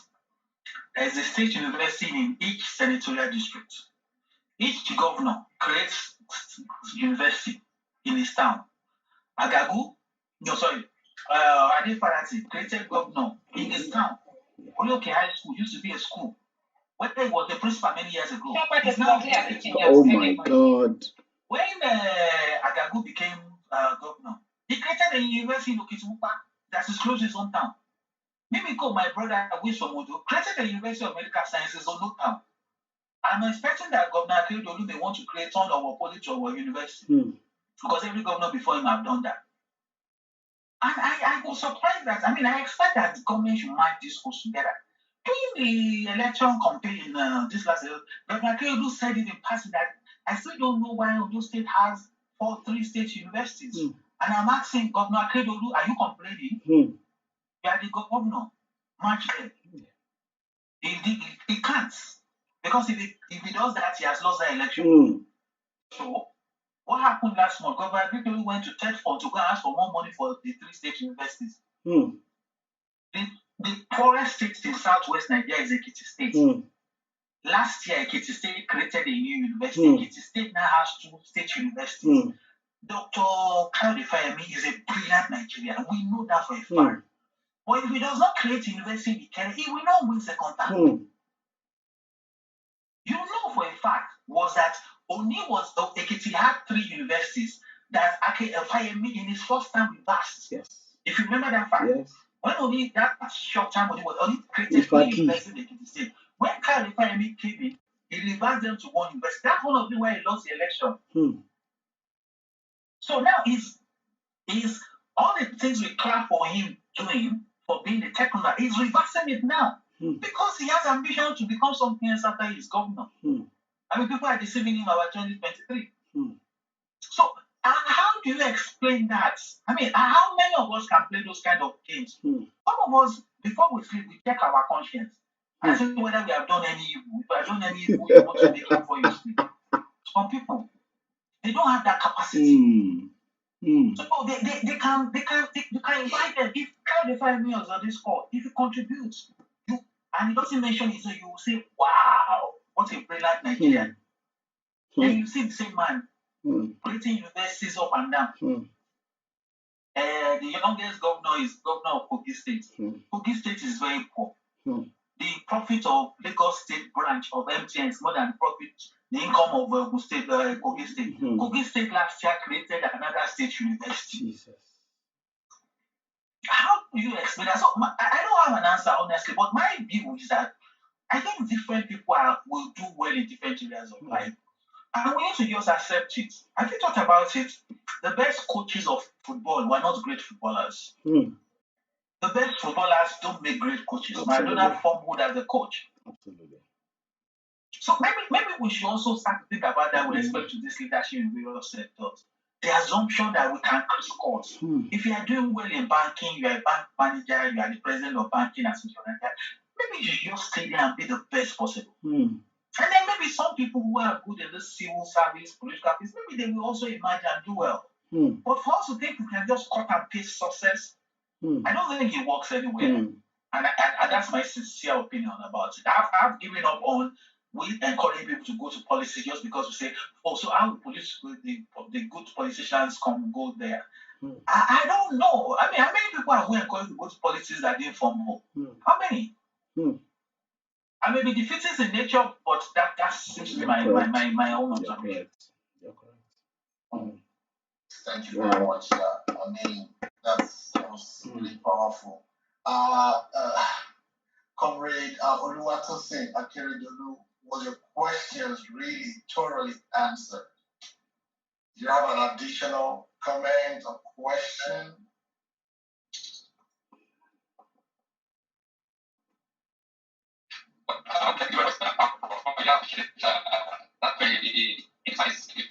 Response to my question. I don't think I look at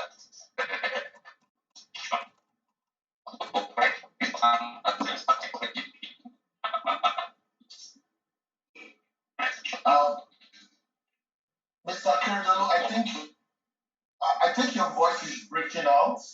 Could be your network. So maybe you would like to, type it in, or the voice is breaking out. So maybe you can type it in, if that will be possible from your side. Okay, maybe while he's trying to fix his network or typing the comment or questions in, I mean, we have sorry, we have just one more question, but it's good. It was a question from Comrade GDC via Daily, but he already said his questions was answered. Very good.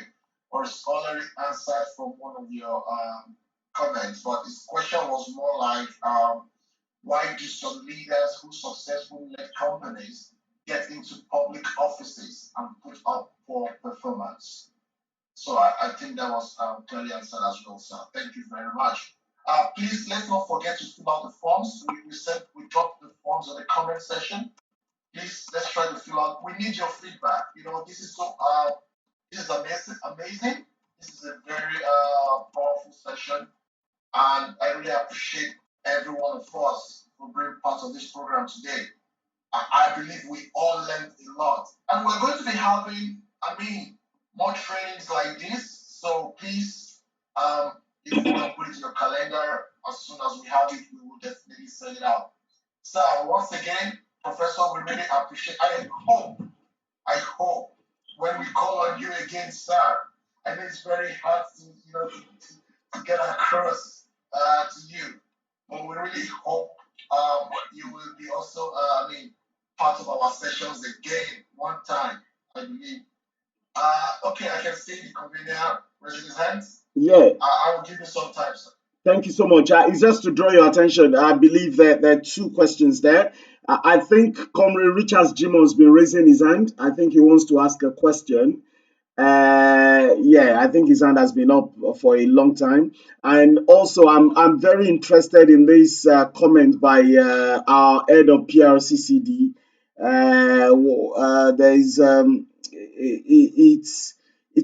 It's not a direct question, but it speaks to something that I'm interested in hearing what the learned prof has to say to it. Education in Nigeria is not even something worth pushing on a child. It currently seems to derail rather more than it does educate the children. But I think let's go to Comrade Richard Jimon first, and if Prof can also kindly take that. So back to you, Raphael.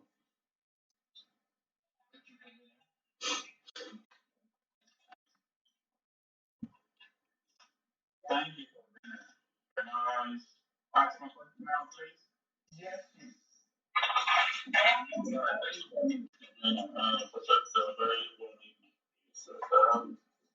And thanks for your time this evening. My question is a very, very technical one. I just want to know, has Nigeria ever been blessed with leaders which it truly deserves? It's a two-part question, and the second part will be, are there signs on the horizon that Nigeria will indeed get leaders which it truly deserves? Anything? That question is a loaded question, sir. It's a double-barrel question. In the first question, you want me to go historical. In the second part, you want me to go prophetic. I'm supposed to look back and look forward. Okay, let me try and look back. I think we have had some brilliant leaders. I think the crop of people that we had before independence and the early part of independence were some of the best we have had. The Awolowo's, the Oparas, the Azikiwes, the Soudan, and all of that. Take away their weaknesses as individuals, and of course, we all know we also have our own weaknesses. But these people had a heart for their nation. I gave you many examples when I was talking what they did about that. I think we had that experience. I also think we had the semblance of very good leaders in the 1979 set of governance. That's where you had the Bola days, the Ambrose Ali, the Onabanjo, the Jakondes, and those guys.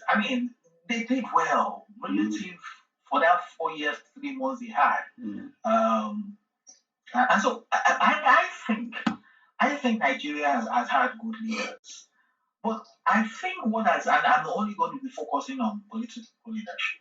But I think one thing that we need to be very conscious of is that Nigerian laws does not tell good people to come out. Nigerian laws gives responsibility of sponsoring candidates to political parties. In other countries where you can have independent candidates, it's different. But in Nigeria, is a party that presents candidates. So Nigeria will never have good leaders if the political party does not produce good candidates. Because people say good leaders will emerge. I always say they can't emerge because the law says it's a political party that will bring them. So if the political party does not have the capacity to identify and produce good leaders, then there will not be good leaders. So in the 1954-55 experience I gave, there were strong effective party, NCNC, Action Group, where there was a process for leaders development. Part of it was a tutelage system. If you check all the governors of the UPN in 1979, these were people that have held small positions between for Action Congress, for this, and many times. So they have gone through a process before they became governor in 1979. So that was why when they were able to hit the ground running. But what you have now, our political parties now, does not even have an internal democratic process for producing leaders. So I think we have had good leaders in that part. That's my personal opinion. Now you want me to look into the future. Honestly, I think that nations just get lucky and suddenly have good leaders. If you give the example of Singapore was worse than Nigeria. If you remember very well, Singapore was pushed out of Malaysia because they were not productive. I mean, Singapore was the poorest, non-most productive part of Malaysia. And the Malaysians pushed them and said, you these poor people, don't come and spoil our life. Get away from us. They changed the right of the Malaysia Republic. And the poverty continued in Singapore. Till when miraculously, King Lee Kuan Yew came up and became prime minister and turned that country around. I don't know whether talking naturally and based on systems and processes that were already in place, we're likely going to have any special leader in Nigeria. But I know that there is that intention of God, and allow me to speak as somebody, a man as somebody of faith now, to ensure that people don't remain in poverty for too long. So I have seen in many nations a miraculous hand that just turns around things and just brings a better leader. And I've seen it happen in Singapore. I've seen it happen in the United Kingdom. I've seen countries that were going in a particular direction. The leader comes, turns around. You may not like Paul Kagame, but Paul Kagame has done well for his country. And that's what happened in Rwanda. I was one of the people that prayed for Rwanda during the Tutsi crisis. For me to imagine that I can be now talking about Rwanda as a case study is shameful to me. Last year I paid a visit to Ethiopia. Ethiopia was a country that the first time I remember reading about Ethiopia was when they went through the over 1 year famine and millions died. And today the biggest fleet of aircraft in Africa is essentially one of the biggest airlines in Africa is Ethiopian Airways. I mean, so benevolent leaders sometimes don't emerge from the system. They just appear and they're able to do the right thing. So if I look into the future, I know that the science of looking into the future may be either based on trend analysis. If I want to use the pure scientific trend analysis, I don't have too much of the kind of data.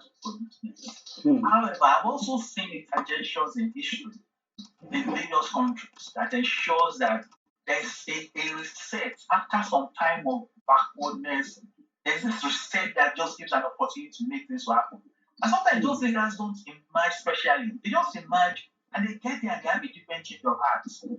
Lee Kuan Yew was not an exceptional leader to become a prime minister. And that is my hope for Nigeria.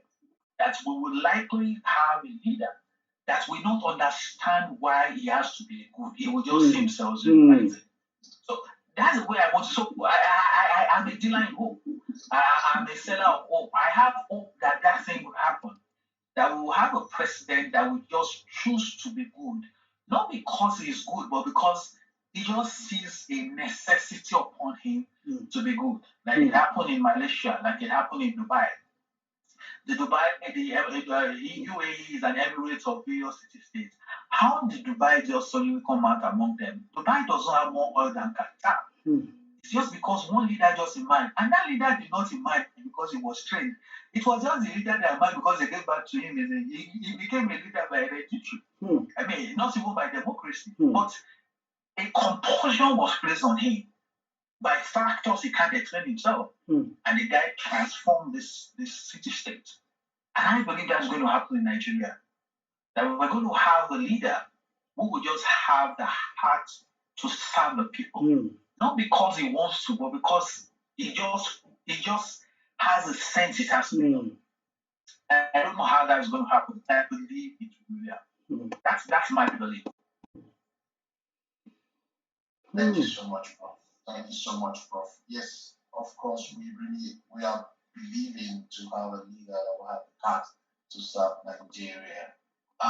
Let me ask Comrade Richard Jimo, is your question well answered, sir? Who am I to say that the Prof hasn't done justice to that?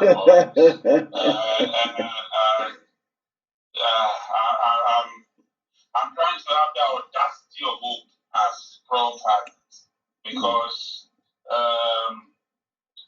Prof made mention whilst he was looking back at pockets of leaders. Now, when I asked the question, I said Nigeria. To those who Prof mentioned after the first stanzas, meaning pro-independence, the 79 areas were all more or less the Western leaders and the Midwest leaders. I'm looking at holistically, I'm looking at Nigeria at that project itself.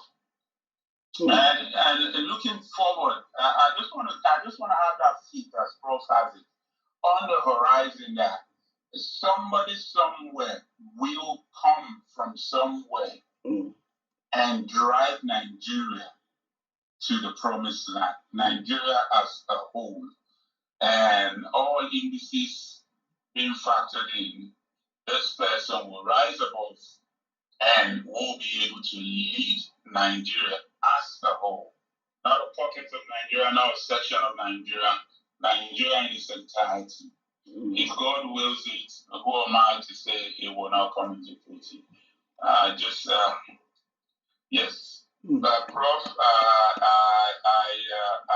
keep my faith with yours and we say, let's walk this path of audacity towards hope. Thank you very much. Excellent, excellent. Thank you, sir. Yes, we are all hopeful. Yes. Thank you, Prof.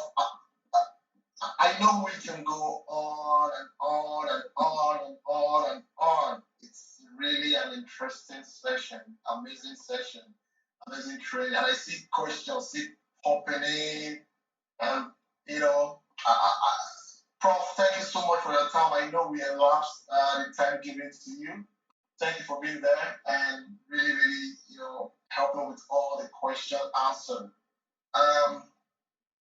Just this one more question, and then I will be handing over to our Gen Sec to give us the closing remark. So I don't know if I can go ahead with this last question I am seeing here.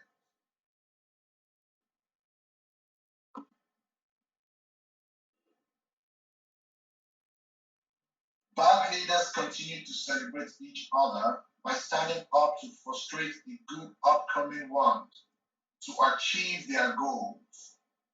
How do we deal with this trend because it's applicable in our country now?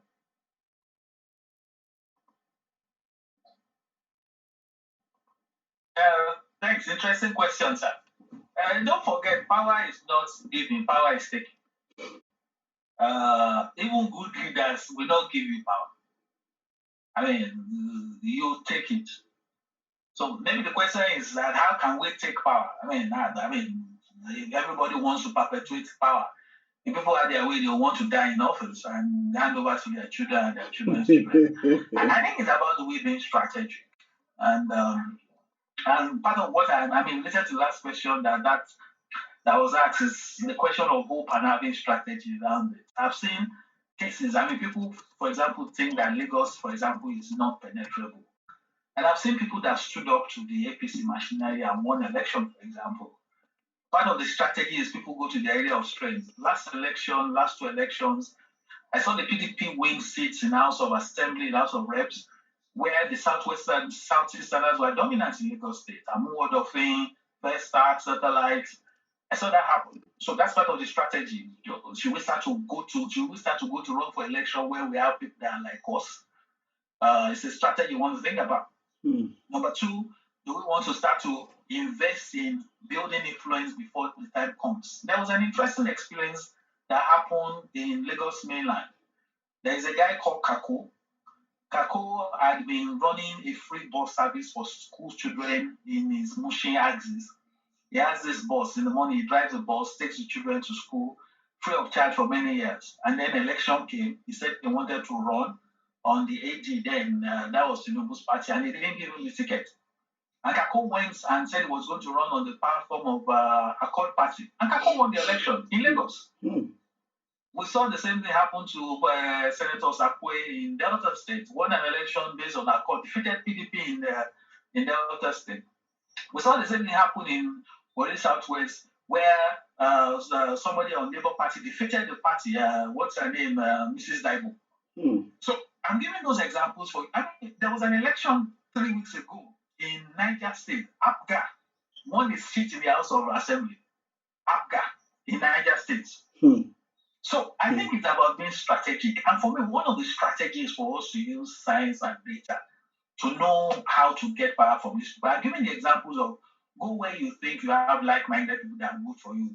Also is to look for opportunities that happen. You see, based on my studies in Nigeria, the easiest election to win election are the elections to replace dead candidates. For you to become a senator in the general election in Lagos State, you need not less than 100,000 votes. However, if a candidate dies to become a senator, you don't need up to 25,000 votes to win. Abiru just won. How many votes did he get? He replaced Peperito in Lagos.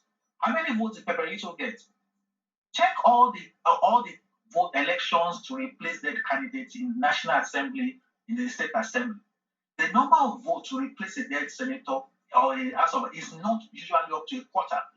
So that is a strategic thing we need to think about. But you know what typically happens was that people that struggled against in the general election, after they lose, they'll go back and sleep. And something happens, somebody dies, and somebody just comes from nowhere. Abiru was the MD of the bank. He was a regular guy like us. And they went to call him, he won the election with how many thousand votes, and he became senator. So it's part of that strategic we talk about. And for those of us that are professionals, being strategic is what we know how to do, right? You got the job you got because you were strategic, right? You wrote a CV that appealed to people. You went to an interview and you dazzled people. All those same things are the things we can do.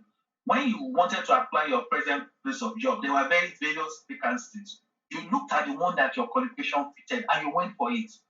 Why is it that when we now, yes, thanks, Kenneth, Abu was the MD of Polar Place. Why is it that when you now want to politics, we don't do the same thing? So here is Oga Tunde Wosheni now, who has been living in London's town of Iloyibo for a long while. Unless I forget, Baba, I should greet you for that. That's not your London guys, right? No problem. If Tunde wants to apply to where I work, Tunde will look at his CV and look at the position that suits him and then apply. This same Tunde, if he wants to go for election, if I tell you go and become councillor, you will say I'm too big for that. You owe me. How can I become councillor? Part of one of the things we don't do, we don't right size our vision. We have a vision, but it's not the right size. I mean, you know the story of Yang. Yang ran against Biden to become the president of the US. He lost the Democratic Party. Yang ran to become president of the US. He lost. You know what he's running for now? New York City mayor. Absolutely. And he has a chance of winning. If he does well at New York City mayor, he can come back to run for president after some time. He's a young man. So why don't you also do those things? Why is it that as professionals, if they say wanted senior manager, you say, I don't have a position for senior, let me apply for manager. Or sometimes you know you have qualification for senior manager, but you're like, this competition will be tough, let me go lower. Why don't each of us go and become councillors? Lagos is going to do local government elections in June or July. The every local government election chairman in Lagos State Councillor does not go in with up to 5,000 votes. So I keep asking myself, you stay in Magodo Estate or you stay in BGC. So if everybody in your estate votes for you, everybody, you will win. It's so simple. It's so simple. Because they know you. You have been the secretary. You have done well. You didn't steal their money. But what will we do? No. My name is Banky W. I want to go into Lagos State House of Assembly. I mean, wait. You are Banky W, a big boy in music. You are coming to politics. How about you start from my one now? Absolutely. Before you go there, I mean, I may have been a lecturer in the university. They call me all manner of titles. If I want, as I am now, if I want to go and study medicine, which class will I start from? Part one. Very correct. I'm a very speaker. They invite me to speak. I want to go and become president of Nigeria. I mean, we need to be a bit more strategic. I think that's what we need to do. Strategy, labor, resources, vision, and plans towards it. I think we can crack some places. Last example I want to give you, I want you to check the profile of Badibo Vivo Roads. Badibo contested as the chairman of Ikeja local government under Kowa. He got less than how many votes? I don't know how many votes he lost. He crossed over to PDP. Badibo's mother is Igbo. He crossed over to PDP and went to contest as senatorial candidate in the areas where Igbos were endemic. And he played up the Igbo part of him. People saw his mom and all of that. And Badibo got hundreds of thousands of votes. Desmond Elliott, since I've known Desmond is not a Yoruba man. Suddenly he became Desmond Obishola. I don't know how Obishola came to them. So it's part of strategy. He wanted to appeal to people. I know a man that we used to work together called Bola Tinubu. But because he wanted to appeal to some votes, I suddenly heard Bola and Tinubu. That man showed up as part of strategic intent. But your own name is Banky W. You want to go and run for office. Then nothing entered the name. It's just Banky W. Banky Alaji W. Banky Jamiu W. Banky Akomuto. It's just a man. How do you want to win an election when you know what to want? Election is like appealing to children to love you. They will love you on their own terms, not on your terms. And I think we can do it really much.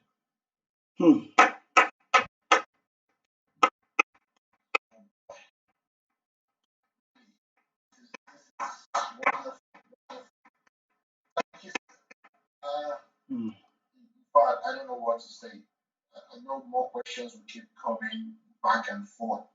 Professor, thank you so much for your time. Thank you for all the, for this workshop, I would say, for this training. It's so enriching, I keep saying it's enriching, and we really hope we can invite you again, and please, maybe you will be also, available for us. Let me quickly, I mean, I'm not sure if I can just invite the convener for 1 minute, and afterwards, I will be inviting our General Secretary, Comrade Shola Fayemi, to give us a closing remark for today. Please, the convener, please. Once again, I just want to thank you. I'm lost for words. I give God Almighty the glory. This was a vision, and God has just given us the people to actually bring this to fruition. I appreciate all of you. And of course, I've not been mentioning the PRCCD who have worked really hard in the background on the publicity aspect.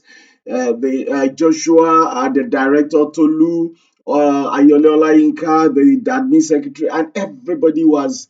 I really, really want to appreciate you once again. And all those who have attended this today, you are captains of industry in your own right. People who are, I'm just very excited. I'm lost for words. I'm really emotional. I can't appreciate God Almighty enough, and I know it's even gonna get better next time. And the only thing we cannot do is uh, our agreement with Prof is not to make this a public video, so we cannot share this out there. And it's even good that we cannot share it out there because it's for our members and it's for attendees, those who have attended this, for their benefit. Honestly, I would have regretted if I was a member and I had not attended this training. By the grace of God, I've worked in places that in the past that sent me on some really, really expensive courses. I've sat on under Dr. Mellon, one of the world's greatest conference speakers. I've been on, look, at times someone is called Fawe me, so it's not Dr. Menisco, Dr.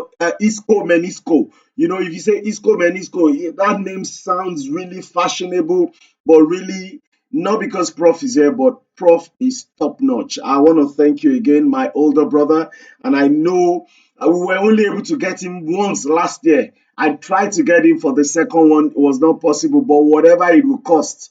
If I have to go and carry a placard in front of his house, if I have to call him out and embarrass him every week, I'm hoping that before this year runs out at some point, by the grace of God, we'll definitely get Prof back again. Thank you so much, everybody, for attending this. Thank you once again, Director. You are one director that you make me excited, and of course, there are many others like you are working really hard in different directorates. And I want to say this to you as well. Prof has mentioned so many things. He talked about someone spending 180 million to contest a position. And he said to the person, how about we use this to improve lives? We were in Lagos in December for our Milk of Human Kindness Feed 1,000 program. As they gave those children food, an elderly man called one of my officers and said, look, I know these children, there are times they don't eat for 2 days at a stretch. You've come to give them food for 1 day. Who is going to feed them for tomorrow? That statement broke me down. It broke my heart. And I'm like, we don't have the resources to feed them every day. We can't afford it. Who is going to give them food tomorrow when you guys are gone? It was an elderly man in that area that said that. I want to challenge us. I always say life that is worth living. I don't want to, when I die, as I'm going to one day, if Jesus tarries before my time comes, I pray and I know that for generations to come, when people meet my children, they say, oh, you're always sharing the convener of PLIDE. Oh, those who did this. A lot of us will live for ourselves and our families alone. That's all we're interested in, building all the houses that children are not even in. I know some people who live here, who gave birth to all their children abroad and who have built loads of houses in Nigeria, and those kids are just not interested in those places. Because if you speak with them, where are you from? What's your nationality? They say, well, my parents are Nigerians, but I'm American. That's the way they see themselves. They ain't going to inherit the houses you built in Nigeria. They're not interested. Well, if you want to sell it and give them the money, but at the same time, many of us still I want to, yes, leave inheritance for our children, but let's remember people out there. Next week, by the grace of God, on Friday, we will, in 6 days, we will be in Osogbo, the Osun State capital, to feed 1,000 children and also to provide educational materials. In fact, our regional director in charge of Zone 2, Alhaji Tijani Fatai, they met with the special advisor to the governor on education during the week. Many of you saw the pictures and everything, and they already got the permission. They're actually doing this across 10 schools in Osogbo, 10 public schools. A lot of those children, some of them, their parents cannot afford sandals. Some of them cannot afford notebooks. I want you to be part of it. Speak to your friends as well. We need money. We need sponsorship for this. And 2 weeks after that, on the 15th of May, we'll be going to Calabar, the capital of Cross River State. Our member who is a senior special advisor to the governor of Cross River State, Honorable Ulayi, will be our chief host, even though we're not doing it with government sponsor. And it's not a political program. It's not a government program. It's strictly a PLIDE program. So I want to encourage everybody to be part of this. If you want to be there, it will be nice. If you cannot be there, let your money be there. And also, whatever area you're serving in PLIDE, we're counting on you to give it your very, very best. Look at the PJ Todd making us proud today.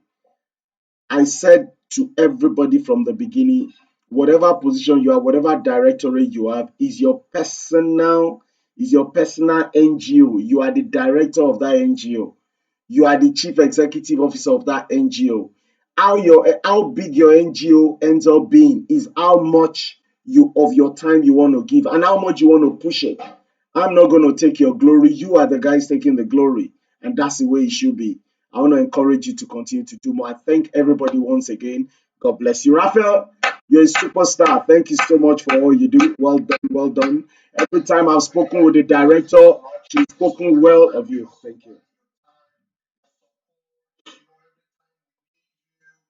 Always there for us, and we really,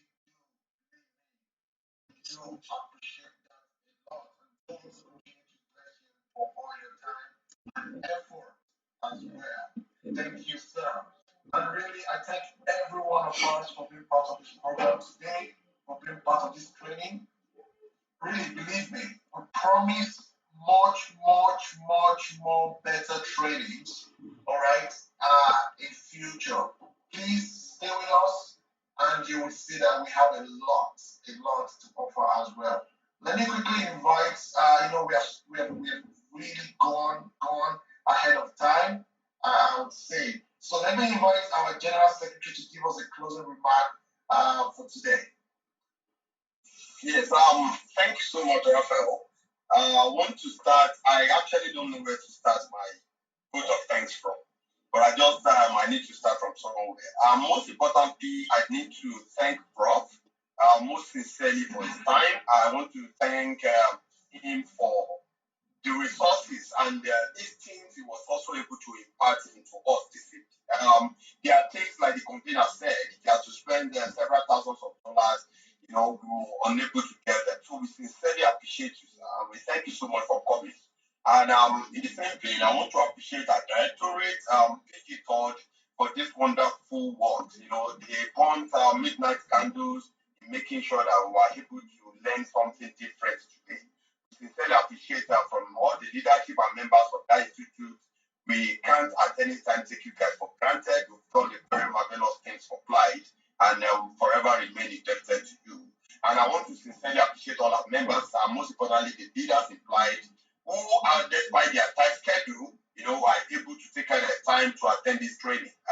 All of us will agree with me that it's worth several minutes, and it's worth taking out our time to attend this event. So I sincerely appreciate all our members, and I want to especially appreciate our convener. He's actually a leader, and is leading from the front. We thank you for providing direction. We thank you for guiding us every time, and we sincerely thank you for your time and everything you put into making this a success. So I want to appreciate everybody once again, and I thank you all for taking out the time to be part of this training. Like they said, it's going to be a regular thing. It's going to be a quarterly training, and we can promise you to always be explosive and entertaining. Thank you so much, and God bless you all. Thank you, everyone, and thank you for being part of our first training. And we believe that you've really learned a lot, and yeah, we have a lot to offer in the future as well. All right, we started with the opening prayer, and please, I will need someone to give us a closing prayer since we started with the opening prayer. Anyone, please. Anybody.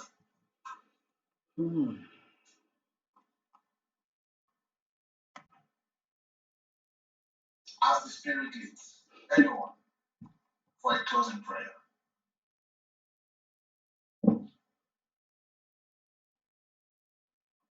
If I pray, my prayer can be another 3 hours. So that's what we'll do that. I guess you have to select it. Hello? AOB. Good evening, all. Yeah. Maybe Muslim, please. It's Ramadan. All right. I think the Muslims have actually dropped off. I saw them one after the other because I think, it's a time for breaking for many of them. So I'm not sure we still have any Muslim left. So let AOB go ahead. Kenneth was very correct. We normally we mix it Christian Muslim, but since all the Muslims have dropped off, and Richard Jimoh he just has a Muslim surname, he's a Christian. So maybe AOB, since AOB wants to pray, yeah.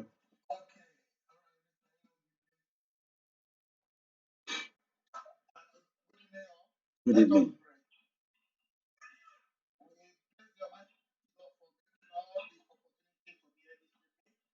Thank you, Lord, for all this, our thoughts, our consideration, our deliberation.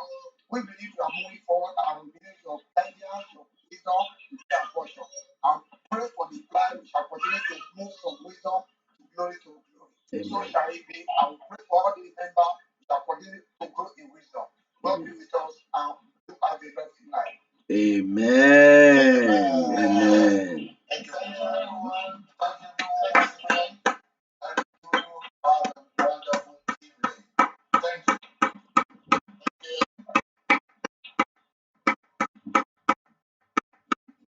Well done, well done.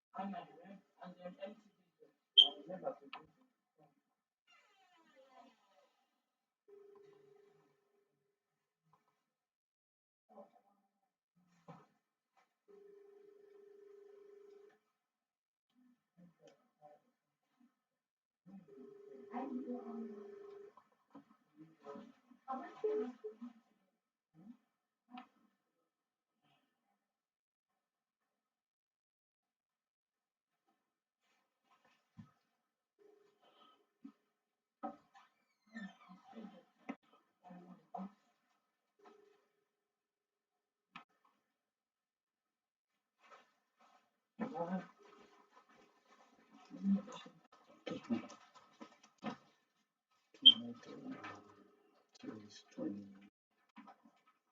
24, 24, 0, 4, 21, 24, 4, 21.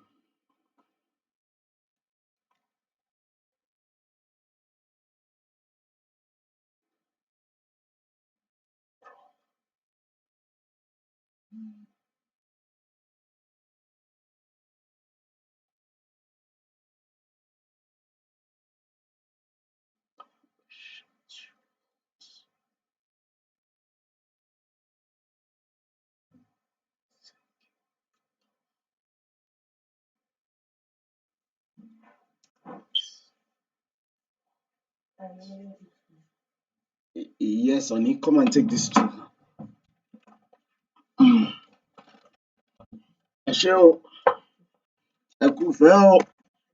So last week you said you could not hear anything, Abby, from church at all throughout. What parts were you able to hear? Because that will help me. Eh? You heard the start. Okay, I'll find it. God will help us.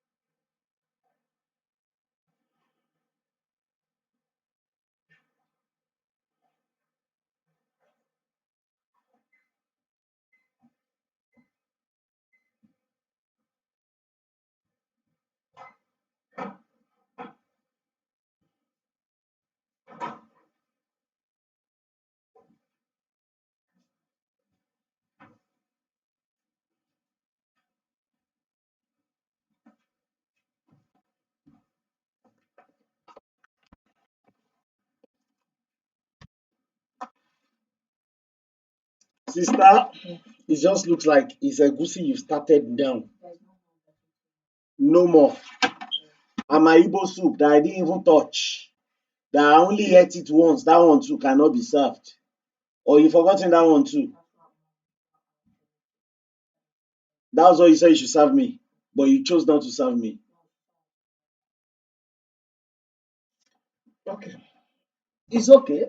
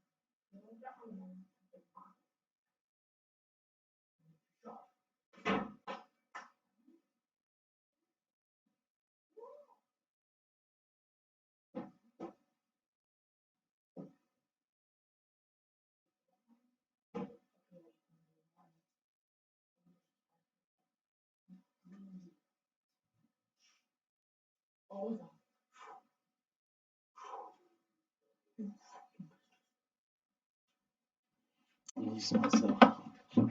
Where you going? Stay there.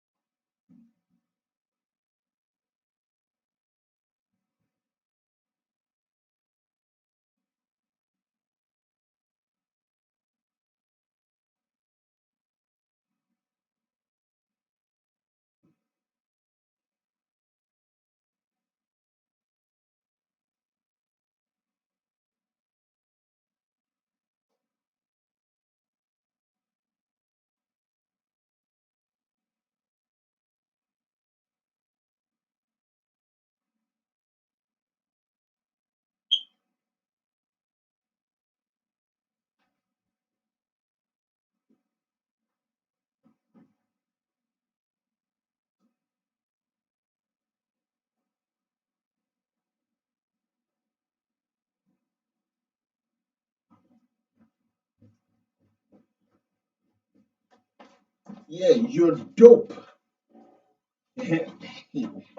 Dope.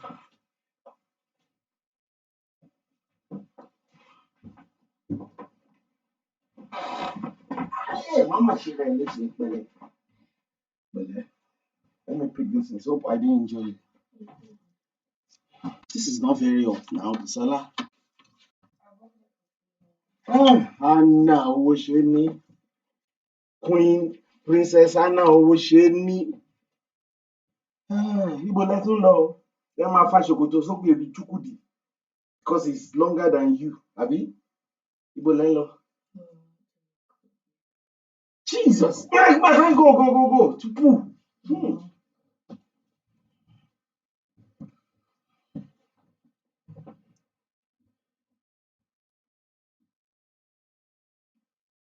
I concur. Jesus is Lord, I conquer.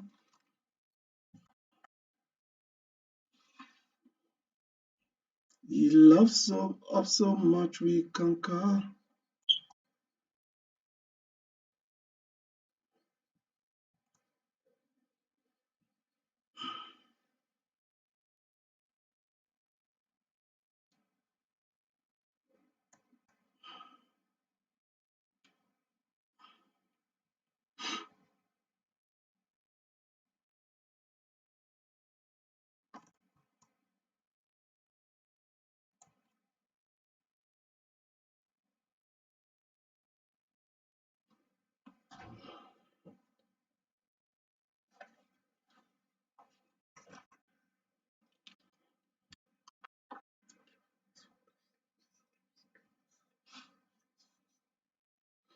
Mr. Kitchen. So ẹ̀yin gan tẹ̀ tí mọ̀ pé ẹ̀yin ni Mr. Kitchen. Kí lẹ tún ṣe ń bẹ̀ o? You're just what on your phone? It's okay.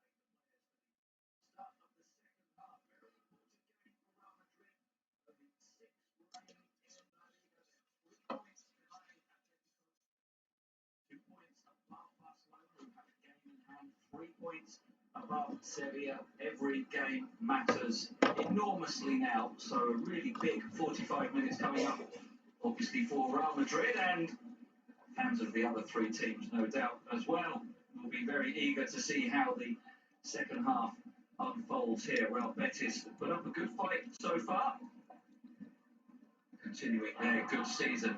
They are gathered in the tunnel. Big day tomorrow, of course. All three of the other title chasers in action. Atletico Madrid at Athletic Club in Bilbao in the evening. Barcelona in the afternoon at Villarreal. And then between those two games, Sevilla host Granada. So back-to-back action for you to watch tomorrow. Tony Padilla alongside me. So that's ẹranko tó ló ń bí lẹ́yìn accuse.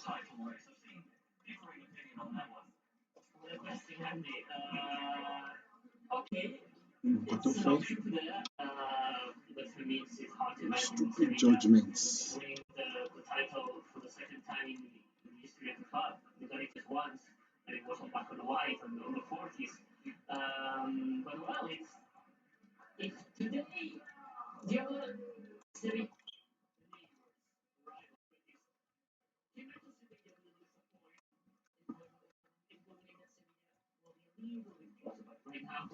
For me, if someone seems with a lot of options to win the title, this should be between Barca and Real Madrid. But that's my opinion. Against Pellegrini, we're talking with Chendo. This is Chendo, the former Real Madrid man that works and right now in the club. Chendo, really famous, was a captain, or back in the 80s, back in the 90s of Real Madrid. So what if I have to choose? I will say I think that it will be between Barca and Real Madrid. Because Atletico Madrid is winning the games, but it's still that it seems that they are staying a little bit.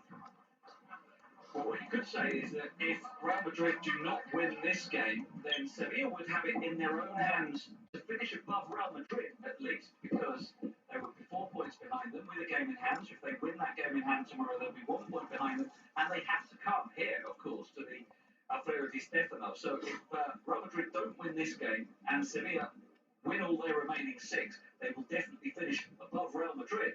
Then, of course, there's a question of they've got to finish above Barcelona and Atletico as well. Well, Atletico and Barca play each other. If that's a draw, that could help Sevilla out as well. Yeah, I agree. It's very unlikely, but I think certainly we have to say they have a chance, don't we? Even if it's a small chance. Yeah, we saw understands Tony Cruz, the German player, today one of the absence for Real Madrid. And just the fact that we were talking about that, and it's a big success for Sevilla. For Sevilla, the main goal for them is to be looking forward. If they it's the chance to have third of second world, but that will be really something massive for Sevilla. But just not the real talk, the fact that we're talking about the possibility of Sevilla winning the title. Well, that means that Dylan Lopetegui side is doing a marvelous job. We've got a four-way title race in La Liga, and one of those sides have a big 45 minutes coming up. Real Madrid getting the action underway again. They need a winning goal here against a resolute Real Betis team who's shown moments of threat as well. Interesting to see at the start of the second half. It's Rodrigo on the left wing in front of Nacho there, and Asensio over on the right. Borja Iglesias can't control. Rodrigo hooks it forward. Ruiz with the header away. And now Miranda. Tough ball for Joaquin to control. He can't do so. And Carvajal inside to Casemiro. Is Modric. Carvajal for Asensio. Who's flitted in and out to the game. Busola, Threatening maybe as much as Rodrigo on the other flank. Tom, what is this you gave me? This is someone who has eaten this. This is meat you gave me, you put in my food. It's actually eating. You can see signs. This is what you put in my food. You didn't see it. Was it part of the meat someone put back? And this is, and you saw it, and this is the meat you gave me. You didn't see it. You didn't check what you were serving. So like you really need to actually. I'm thinking that maybe grandma is stressing you, but I'm really seeing a lot of things that I don't like. You mean you said it, you didn't see it. So you, when you were serving, you closed your eyes like this. Sola, be careful. Don't give me this junk again.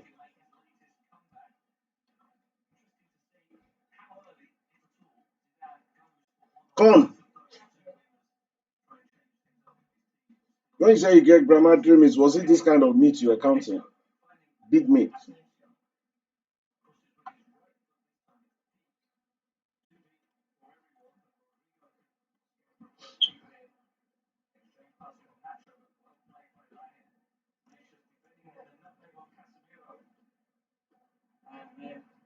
Controls the challenge to win the throw-in. That's the new line if you want to see what he's going to do with Casemiro, not afraid to play the against one of the older midfielders, more strongest in La Liga.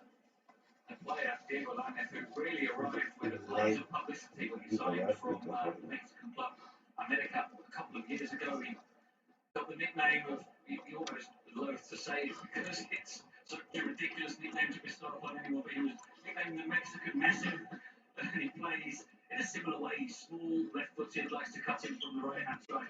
A lot of hype around him, but he's never really established himself. He's been in and out of the team and shown moments of his great talent, but not made himself a decisive player regularly yet. But he's only 20 still. Yeah, especially in Mexico, they really want to see Diego Lainez play because they saw it with Copa America, they saw it with the Mexican national side. I think he's a player full of confidence. It's The new Messi. not the new Messi, but it's because I'm not sure if it's a good idea to level someone as the new Messi. It's a very bad idea. What a pressure for a young lad like. It is to show the world that it's Diego Lainez, which kind of player he is, and to play more minutes with Betis. So everyone in Mexico is expecting him to.